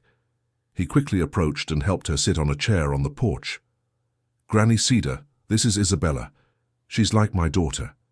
The elderly woman studied the teenager for a long moment, those experienced eyes seeing far beyond the expensive clothes and privileged background. Then she smiled, a warm smile that lit up her tired face. "Welcome, child. Any daughter of Michael's is my daughter too." The weeks that followed were a time of transformation for everyone. Michael resumed command of Andrade Construction, but he was a different leader now. He implemented social programs, sponsored community schools, created job opportunities for people from the periphery. The company that was once only about profit also became about social responsibility. Rafaela was enrolled in one of Brighton's best private schools, but she insisted on continuing to live with Granny Cider. Michael completely renovated the house, transforming it into a comfortable home while maintaining its simple essence. Granny Cider received the best available medical care, and her health improved significantly with proper treatment and reduced stress.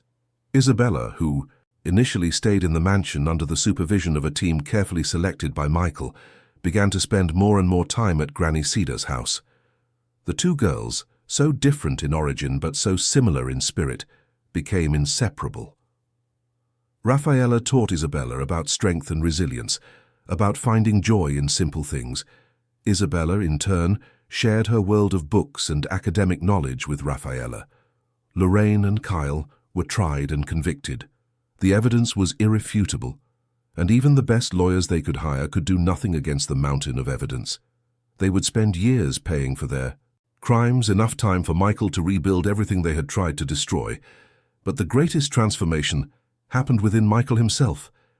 The man who had been left to die in a dump, who had lost everything, including his own identity, had found something much more valuable in the process. He had found the true meaning of family, of loyalty, of unconditional love. On a sunny afternoon, a few months after everything had been resolved, Michael organized a party in Granny Cider's backyard. It was nothing extravagant, just a simple barbecue, music playing from a modest speaker, and the people who truly mattered gathered in a circle of genuine affection. Rafaela and Isabella played together, laughing loudly as they tried to teach Dr. Albright some dance steps, who participated with good humor despite his age. Granny Cider sat comfortably in a new chair, chatting animatedly with some neighbors who had been invited. Ronald, the engineer who had kept Michael's secret, was also there, along with other loyal employees of the construction company. Michael watched everything from a corner, a glass of soda in his hand, a genuine smile on his face. Albert, the oldest board member, approached and stood beside him. "You look at peace, Michael. More at peace than I've seen you in years." Michael nodded slowly. "I was discarded like trash, Albert, literally thrown away by people who were supposed to love me." He paused, watching Rafaela twirl Isabella in an awkward dance step, both laughing until they couldn't breathe anymore. "But in that dump I found the most precious things I've ever had. I found what it truly means to be human." Albert placed a hand on Michael's shoulder in a paternal gesture. "Your father would be proud of the man you've become, not just the successful businessman, but the person you are." The party continued late, and when everyone finally started to leave, Michael helped Granny Cider inside and settled her for the night. Rafaela and Isabella were lying together on the new sofa, watching television, their heads resting against each other in a gesture of intimacy that spoke of a deep friendship. Michael sat between them, putting his arms around both their shoulders, and for the first time in his life, he felt that he was exactly where he should be.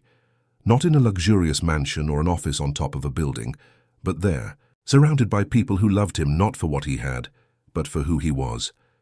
"Dad," Isabella said softly, using that word for the first time that had once been so difficult for her to pronounce. "Yes, my dear? Do you regret everything that happened? Of having been, of going through all that?" Michael thought carefully before answering, looking at Rafaela, who was also watching him with curiosity.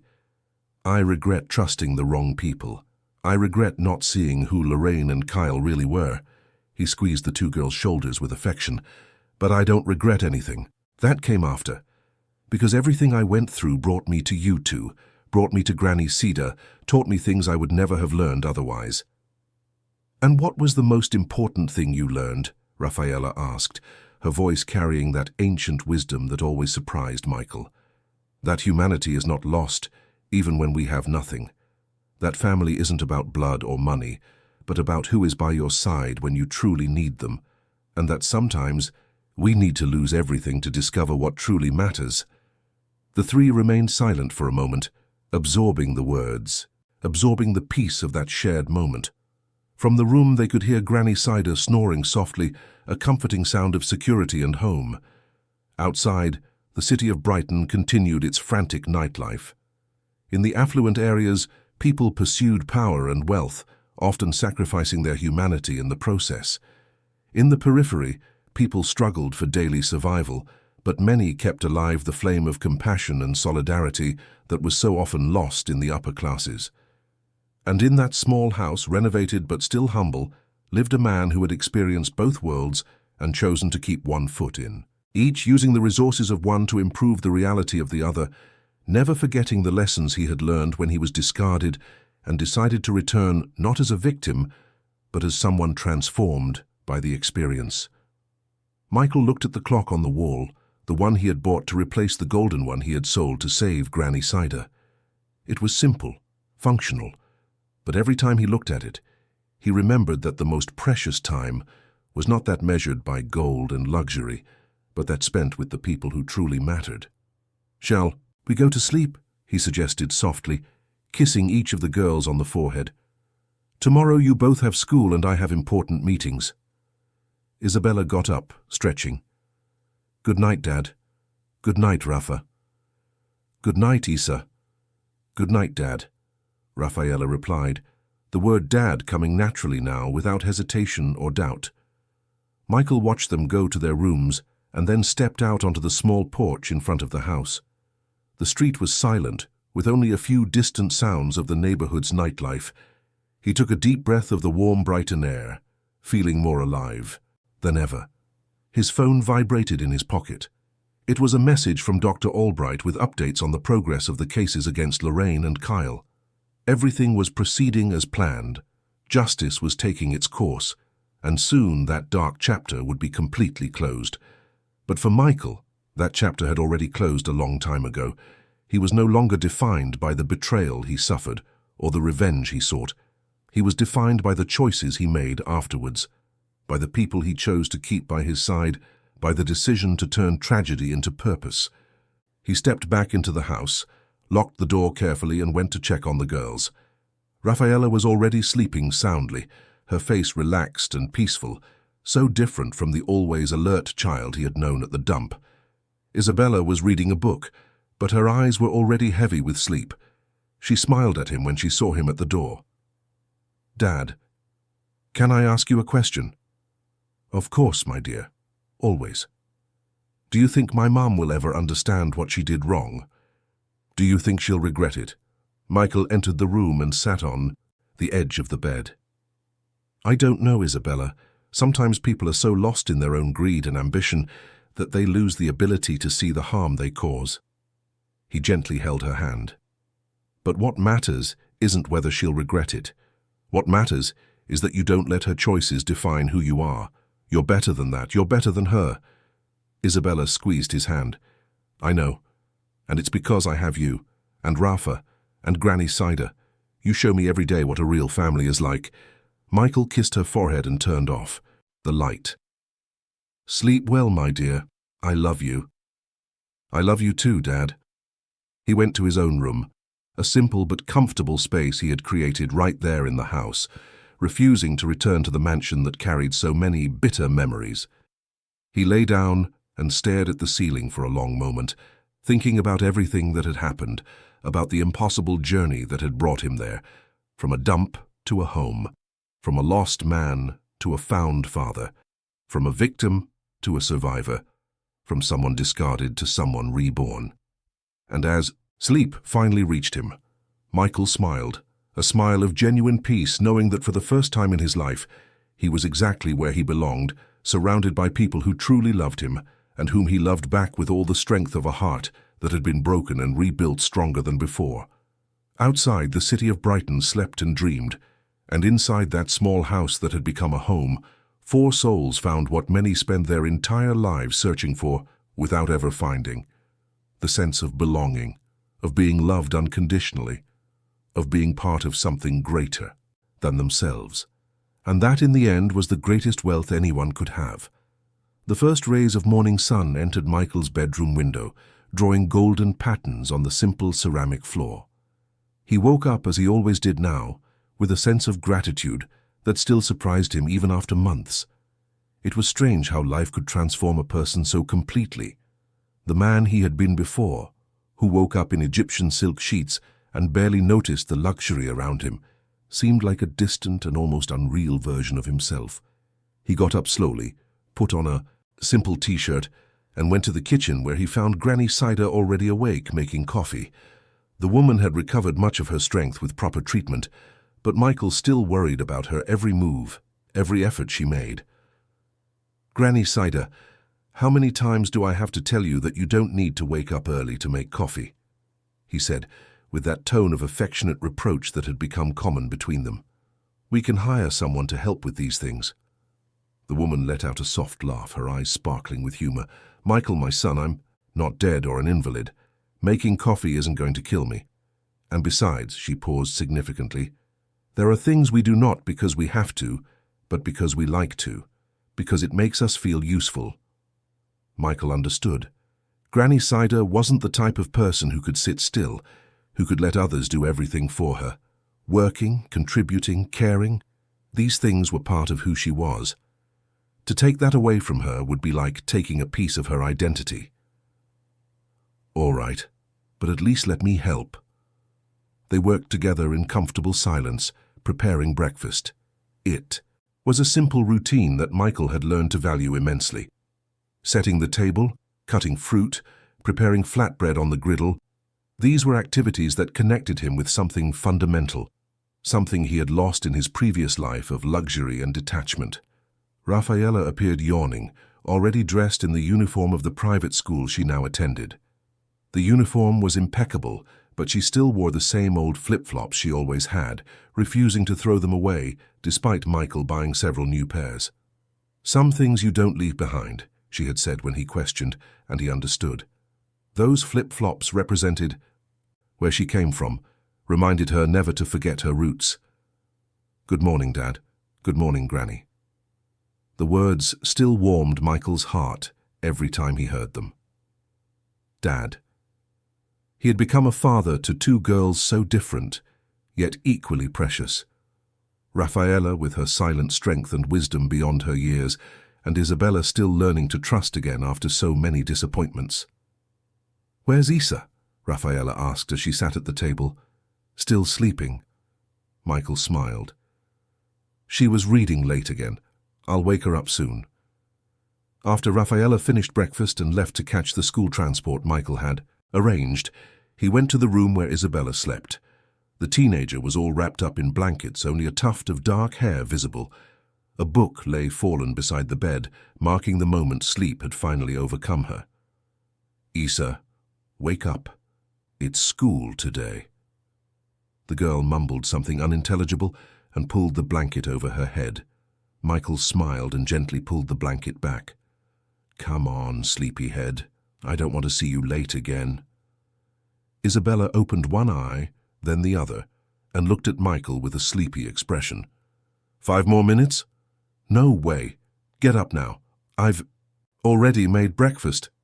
Muttering dramatically, Isabella finally got out of bed. She had changed so much in recent months. The closed-off, bitter girl he had found locked in her room was slowly giving way to a more open, happier teenager.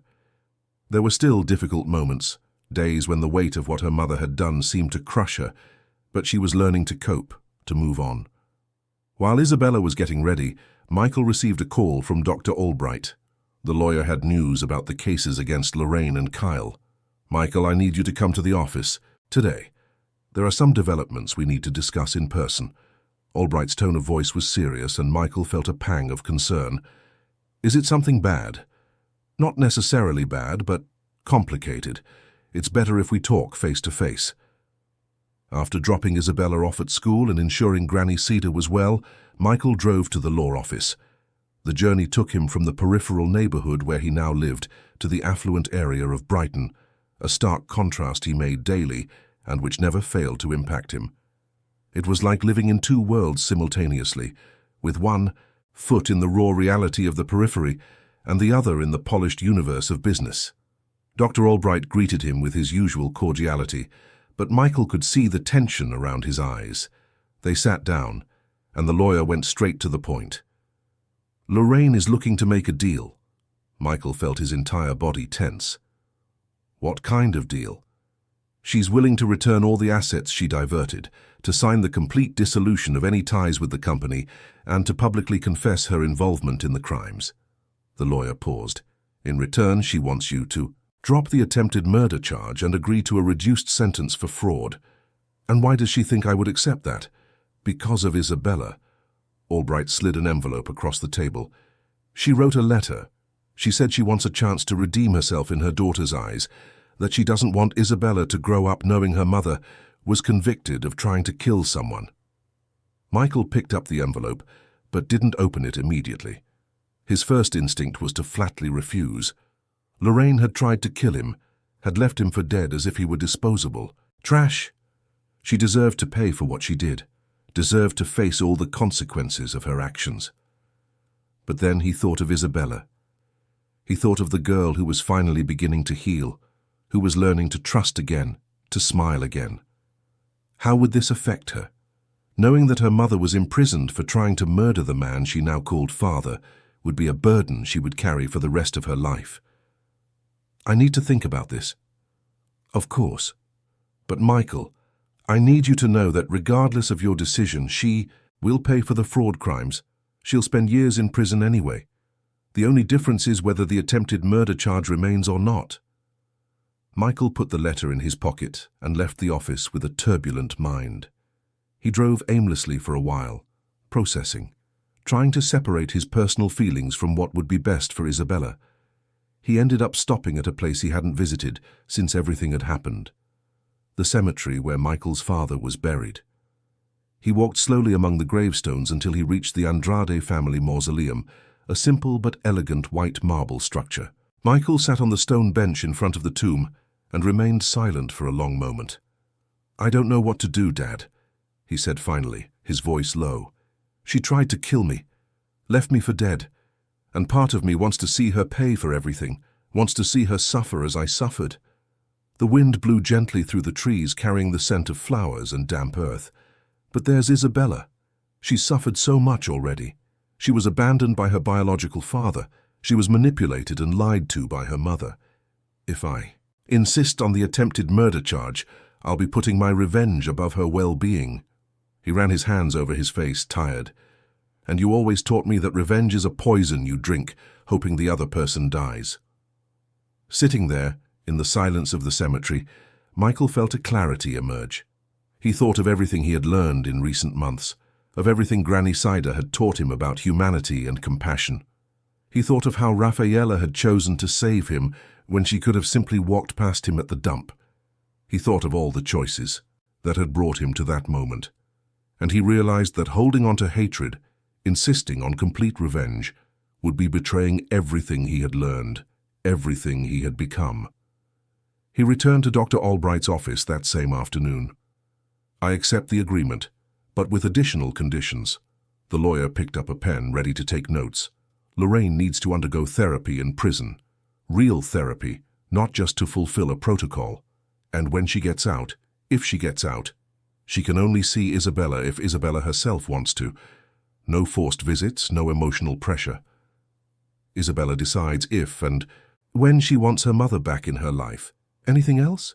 Yes, I want her to write a letter to Isabella. A true letter, not those manipulative lies she's always been so good at telling. I want her to admit what she did, to truly apologize, and to tell her daughter that she understands if Isabella can never forgive her." Dr. Albright meticulously wrote everything down. "I will draft the terms of the agreement and send them to her lawyers." He looked at Michael with an expression of respect. "You're a better man than I would be in the same situation." "I'm not better." Michael shook his head. I just learned that holding poison doesn't kill your enemy, it kills you. The agreement was finalized 2 weeks later.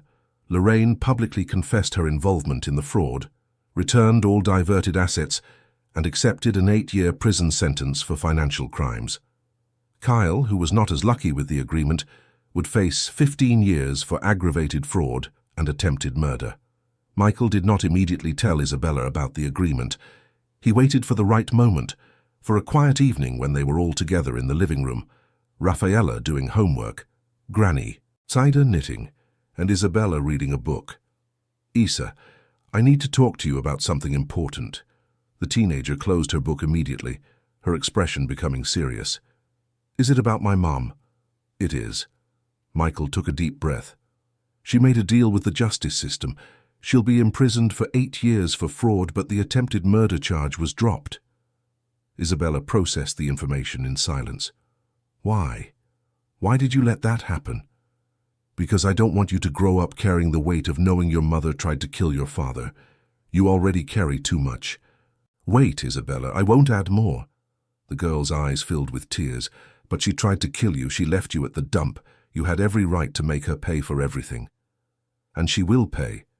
She'll spend years in prison. She'll lose everything she has." Michael knelt in front of her, taking her hands. "But I won't let revenge turn me into the kind of person she is. And more importantly, I won't let her bad choices define your life." Isabella threw herself into his arms, sobbing. "I don't know if I can ever forgive her. I don't know if I want to see her again. And you don't need to know that now." Michael stroked her hair tenderly. "You have all the time in the world to decide what you want, and whatever your decision, I will support it." Raffaella had stopped doing her homework and watched the scene with those wise eyes. She got up and came to sit beside Isabella, taking her hand. "You know what Granny always says? We can't choose what others do to us, but we can choose what we do with the pain they cause. You can let it destroy you, or you can use it to become stronger." Isabella looked at her friend, at that girl who had grown up in such harsh circumstances, but who had such a pure heart, and nodded slowly. "You're right. I won't let what she did destroy me." Granny Cedar, who had observed everything in silence, finally spoke. "You three are the strongest people I know, and together there's nothing you can't overcome." That night, after the girls went to sleep, Michael went out to the porch and looked at the starry Brighton sky. His phone vibrated with a message from Albert, the company's board member, informing him about a large contract they had just closed. It was the kind of news that, in the past, would have made him euphoric, celebrating with expensive champagne and luxurious dinners. Now he just smiled slightly, put his phone away, and continued to look at the stars. Days turned into weeks, and weeks into months. Life found a new rhythm, a new normal. Michael divided his time between managing the construction company, which now had a strong social component, and being present for his daughters. He never worked late anymore, never prioritized meetings over family dinners. Raffaella was flourishing at school. Her grades were excellent, and teachers often commented on her intelligence and determination. But she never let her new status change who she was. She still helped Granny Cider with household chores, still visited old neighbors, still remembered where she came from. Isabella was also doing well academically, but her true transformation was emotional. The closed-off, resentful girl was giving way to a confident and compassionate young woman. She began to do volunteer work, helping at an NGO that assisted street children, perhaps finding healing for her own wounds by helping others. One Saturday, a few months after the agreement with Lorraine, a letter arrived addressed to Isabella. It was from prison. The girl held the envelope for a long time, her fingers trembling slightly. "Is it from her?" Michael asked softly. Isabella nodded, unable to speak. Michael sat beside her on the sofa. "You don't have to open it now. You don't even have to open it ever, if you don't want to. It's your choice." The teenager looked at the envelope, then at Michael. "Can you stay here while I read it, just so I'm not alone?" "Of course, always." With trembling hands, Isabella opened the envelope and began to read. Michael couldn't see the content, but he could see Isabella's face changing as she absorbed the words. Tears began to stream down her face, and Michael had to fight the urge to snatch the letter and tear it up, fearing that Lorraine was manipulating her daughter once again. But then Isabella finished reading and looked at him, and there was something in her eyes that wasn't pain, but something more complex. She apologized. Truly this time. She said she spent the last few months in therapy, working on herself, trying to understand why she did what she did. Isabella's voice was hoarse with emotion. She said she understands if I can never forgive her, that she doesn't expect or deserve my forgiveness. She said the only thing she wants is for me to be happy, even if that happiness doesn't include her. And how do you feel reading that? Isabella was silent for a long moment. I feel relief, I think. Because for the first time in my life, she's being honest with me.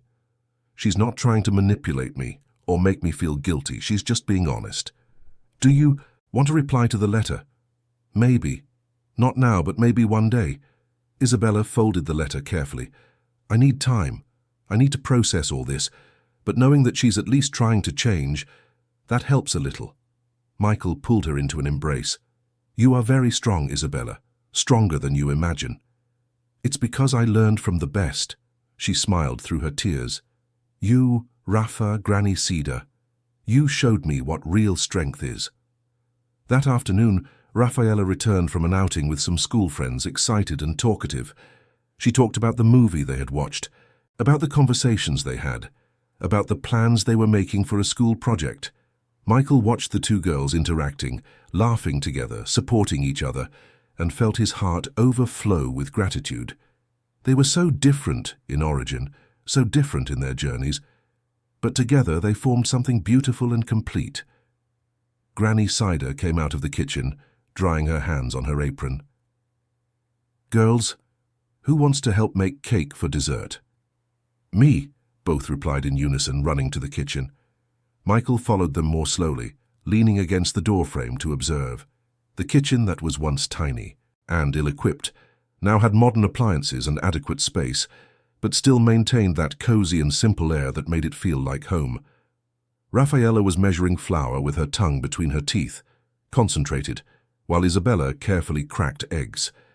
Granny Cider guided them with infinite patience, correcting here, encouraging there, transforming the simple task of making a cake into a life lesson. Cooking is like living, girls, Granny Cedar said as she stirred the batter. We need the right ingredients, the right temperature, the right time, but most importantly, we need love. Because food made without love can fill the stomach, but it doesn't warm the heart. Michael felt his eyes sting with unshed tears. That simple woman, without formal education, without material wealth, was one of the wisest people he had ever known. She had taught him more about living well in the last few months than all the universities and business books had taught in decades. Dad, come help, Rafaela waved to him. You can make the frosting. He entered the kitchen and took on the task, working alongside his daughters and Granny Cider, and for the 1000th time since everything had happened, he silently thanked for having been discarded in that dump, because it was there, in the lowest place a human being could be, that he found what was truly worthwhile. The following week brought an unexpected invitation.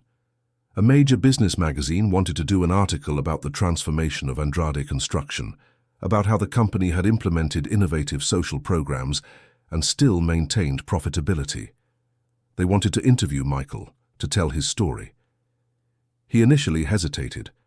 The idea of exposing his life, of publicly speaking about the betrayal he suffered, about the months he spent hidden in the periphery, all of it bothered him.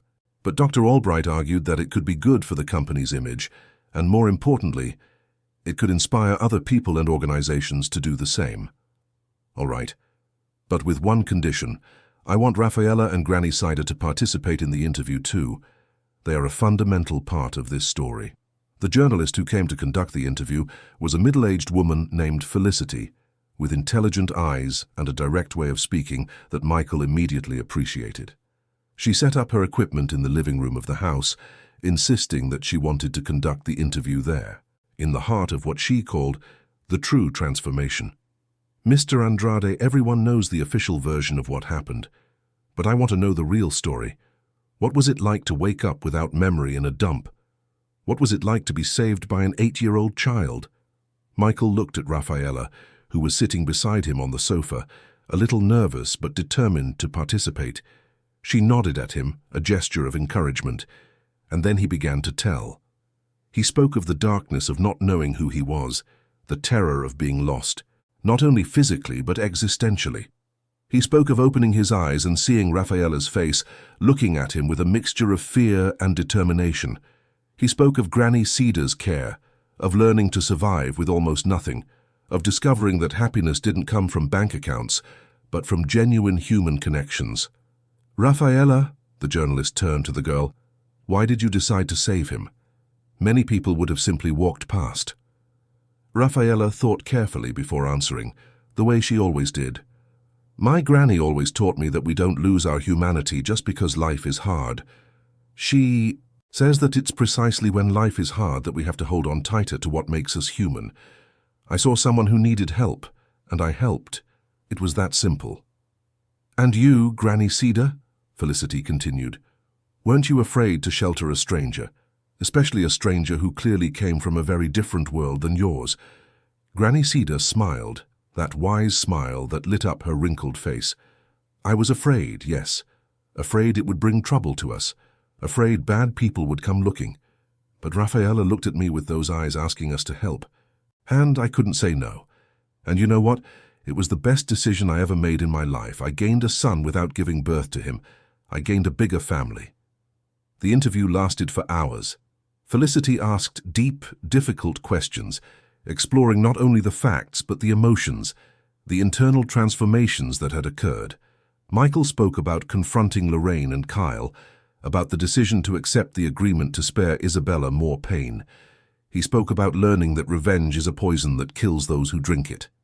"And now, Mr. Andrade," Felicity asked at the end, "what is it like to live between two such different worlds, the business world and the world of the periphery?" Michael looked around the room, at the simple but loving home he now called his own. "I don't live between two worlds. I live in one world, but a more complete world than I knew before. I use the resources I have to make a real difference in the lives of real people, and I come home every day to the people who remind me of what truly matters." The article was published 3 weeks later and had a much greater impact than Michael expected. It wasn't just a business story, but a human story of redemption, transformation, and the power of compassion. The cover photo showed Michael sitting on the porch of the house, with Rafaela on one side and Isabella on the other, and Granny Cider standing behind them, her hand on Michael's shoulder in a maternal gesture. Michael's phone didn't stop ringing for days. Other companies wanted to know how to implement similar social programs. NGOs asked for partnerships. Even other families from the periphery contacted him, sharing their own stories of struggle and resilience. But the most significant call came from a number Michael didn't recognize. When he answered, he heard a nervous male voice on the other end.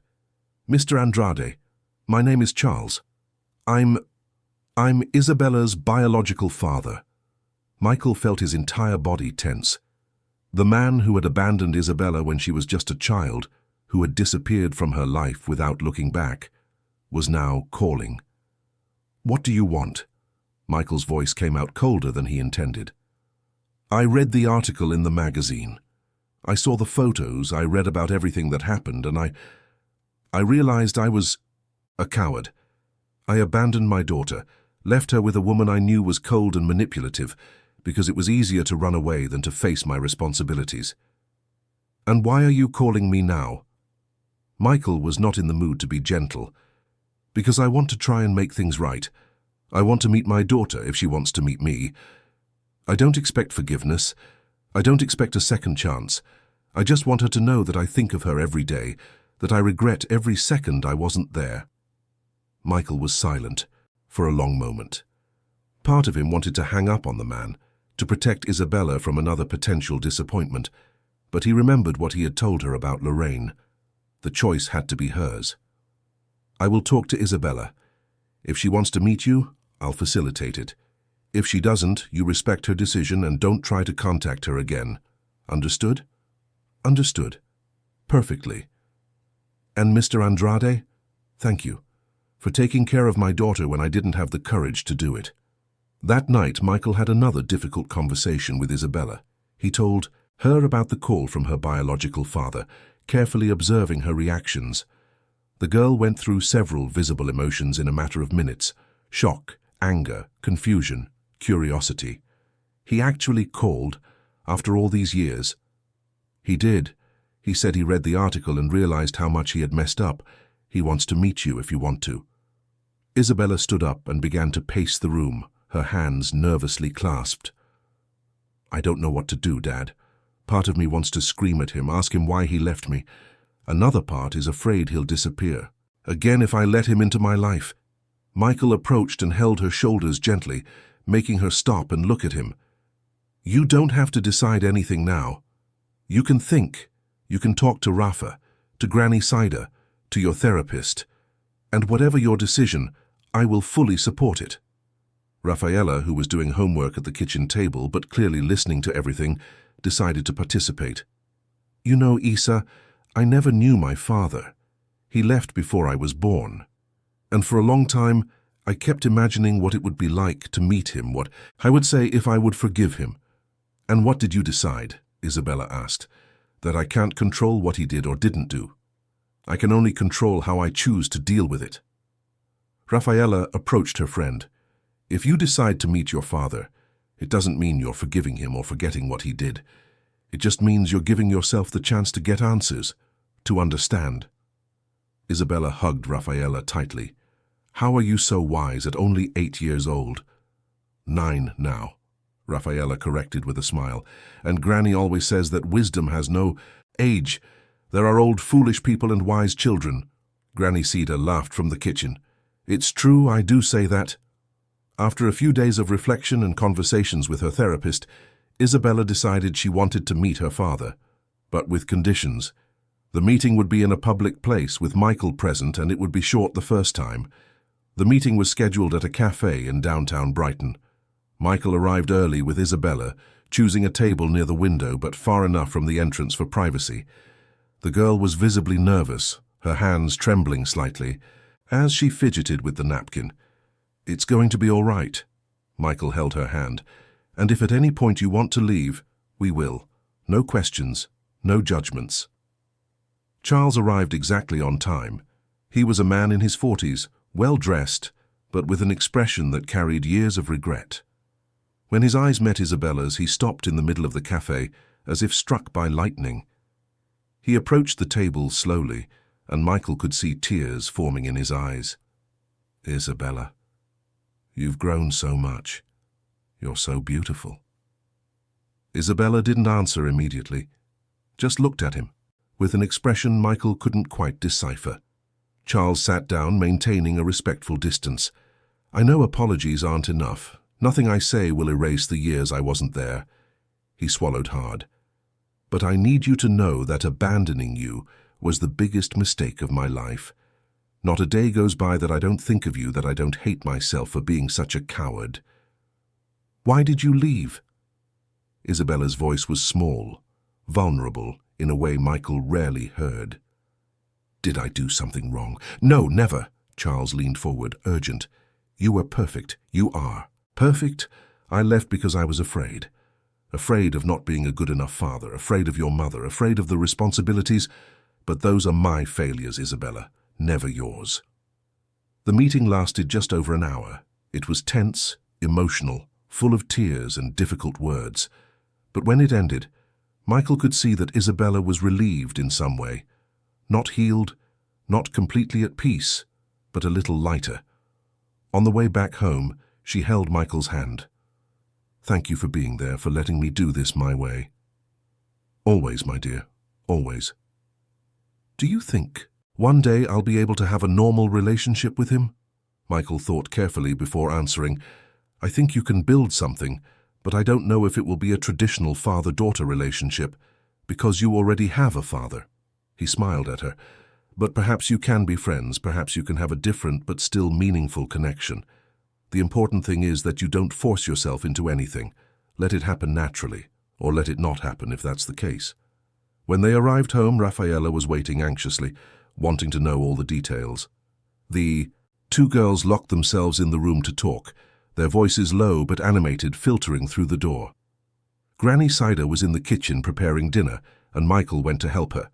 They worked in companionable silence for a few minutes before she spoke. "You're a better father than many men who had their whole lives to learn." Michael smiled, but there was sadness in his eyes. "I just try to do what's right, to give them what I wish I had had." "Was your father not good to you?" "My father was a good businessman, but he wasn't very emotionally present.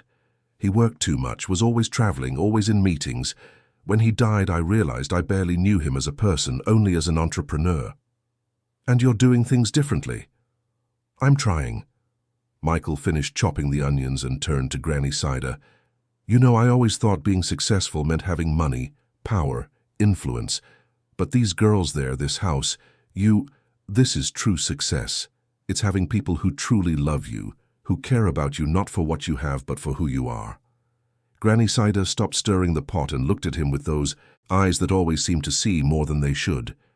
"You know I'm going to die one day, don't you, Michael? It's not a threat or anything, it's just reality. I'm old already, I've lived a lot." "Granny Cider, don't talk like that." Michael's voice became tense. "No, listen." She held his hands, forcing him to look at her. "When I go, I need you to take care of Raffaella, not just with money, not just by giving her things, but the way I took care of her.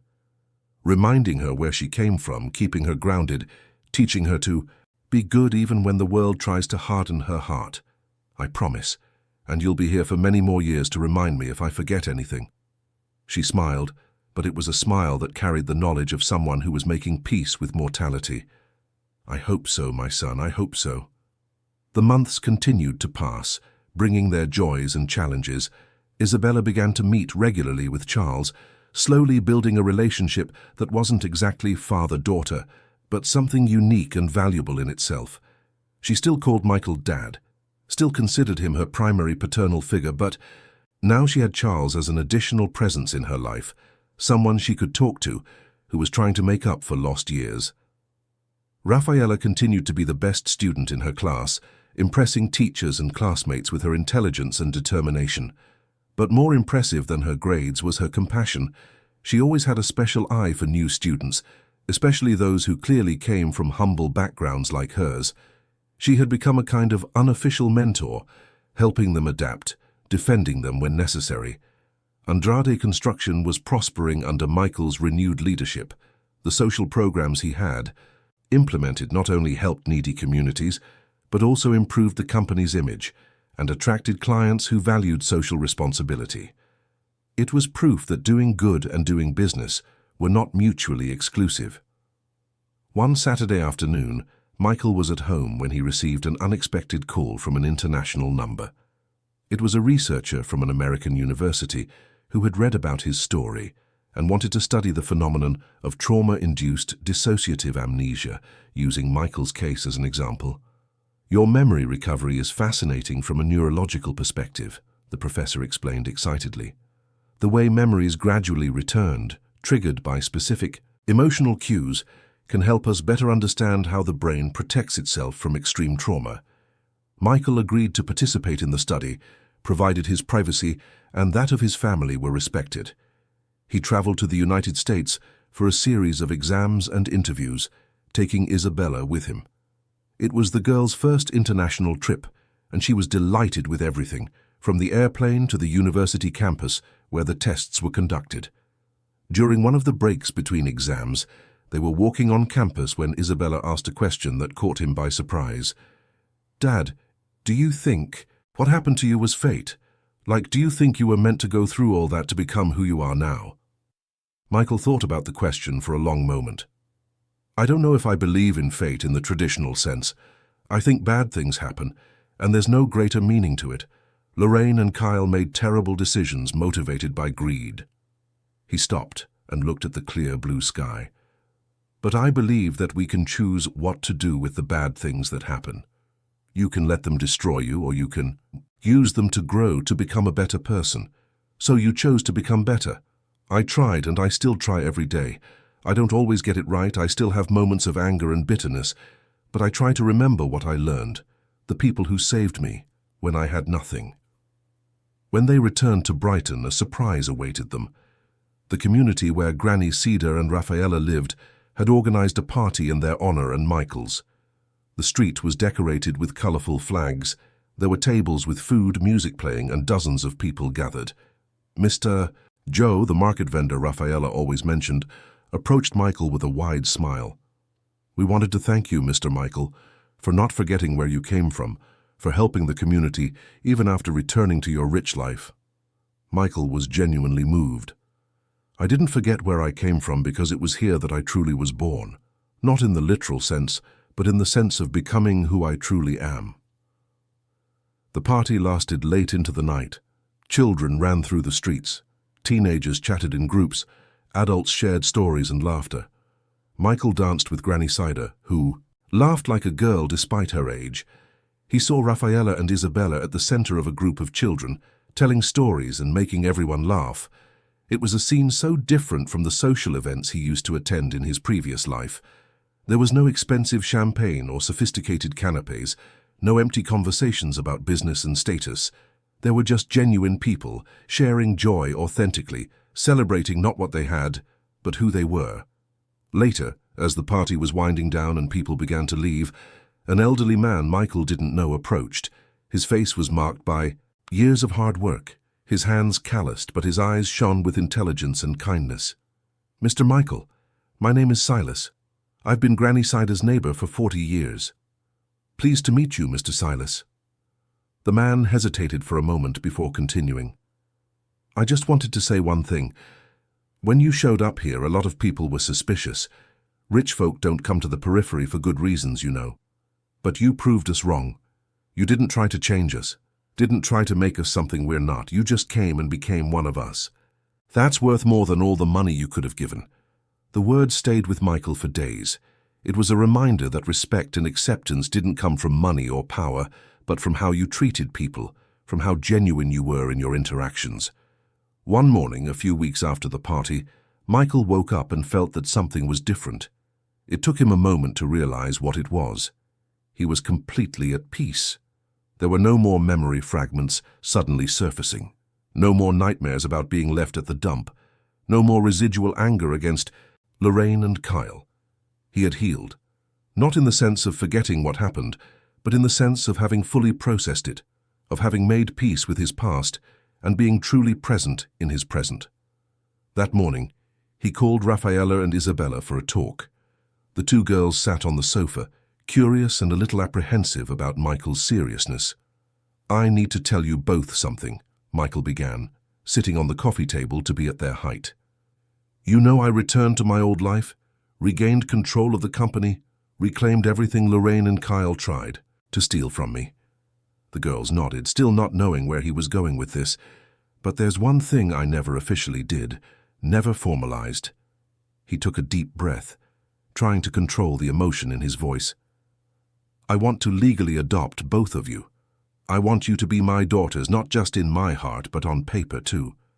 Rafaela's eyes widened, her mouth opening in silent surprise. Isabella was already legally his stepdaughter, but adoption would make her officially his daughter. "But we're already your family," Rafaela finally managed to say. "We don't need paper for that." "I know we don't, but I want to. I want the whole world to know that you are my daughters, that if anything happens to me, you are protected. You have rights." Michael held both their hands. "And more importantly, I want you to know, without any doubt, that you are my family forever." Isabella was the first to throw herself into his arms, immediately followed by Rafaela. The three embraced for a long moment, a chosen family, forged not by blood, but by love and impossible circumstances that united them. "And Granny?" Rafaela asked when they finally separated. "What will happen to her?" Michael smiled. "Granny Cedar will be officially recognized as your grandmother and my adoptive mother.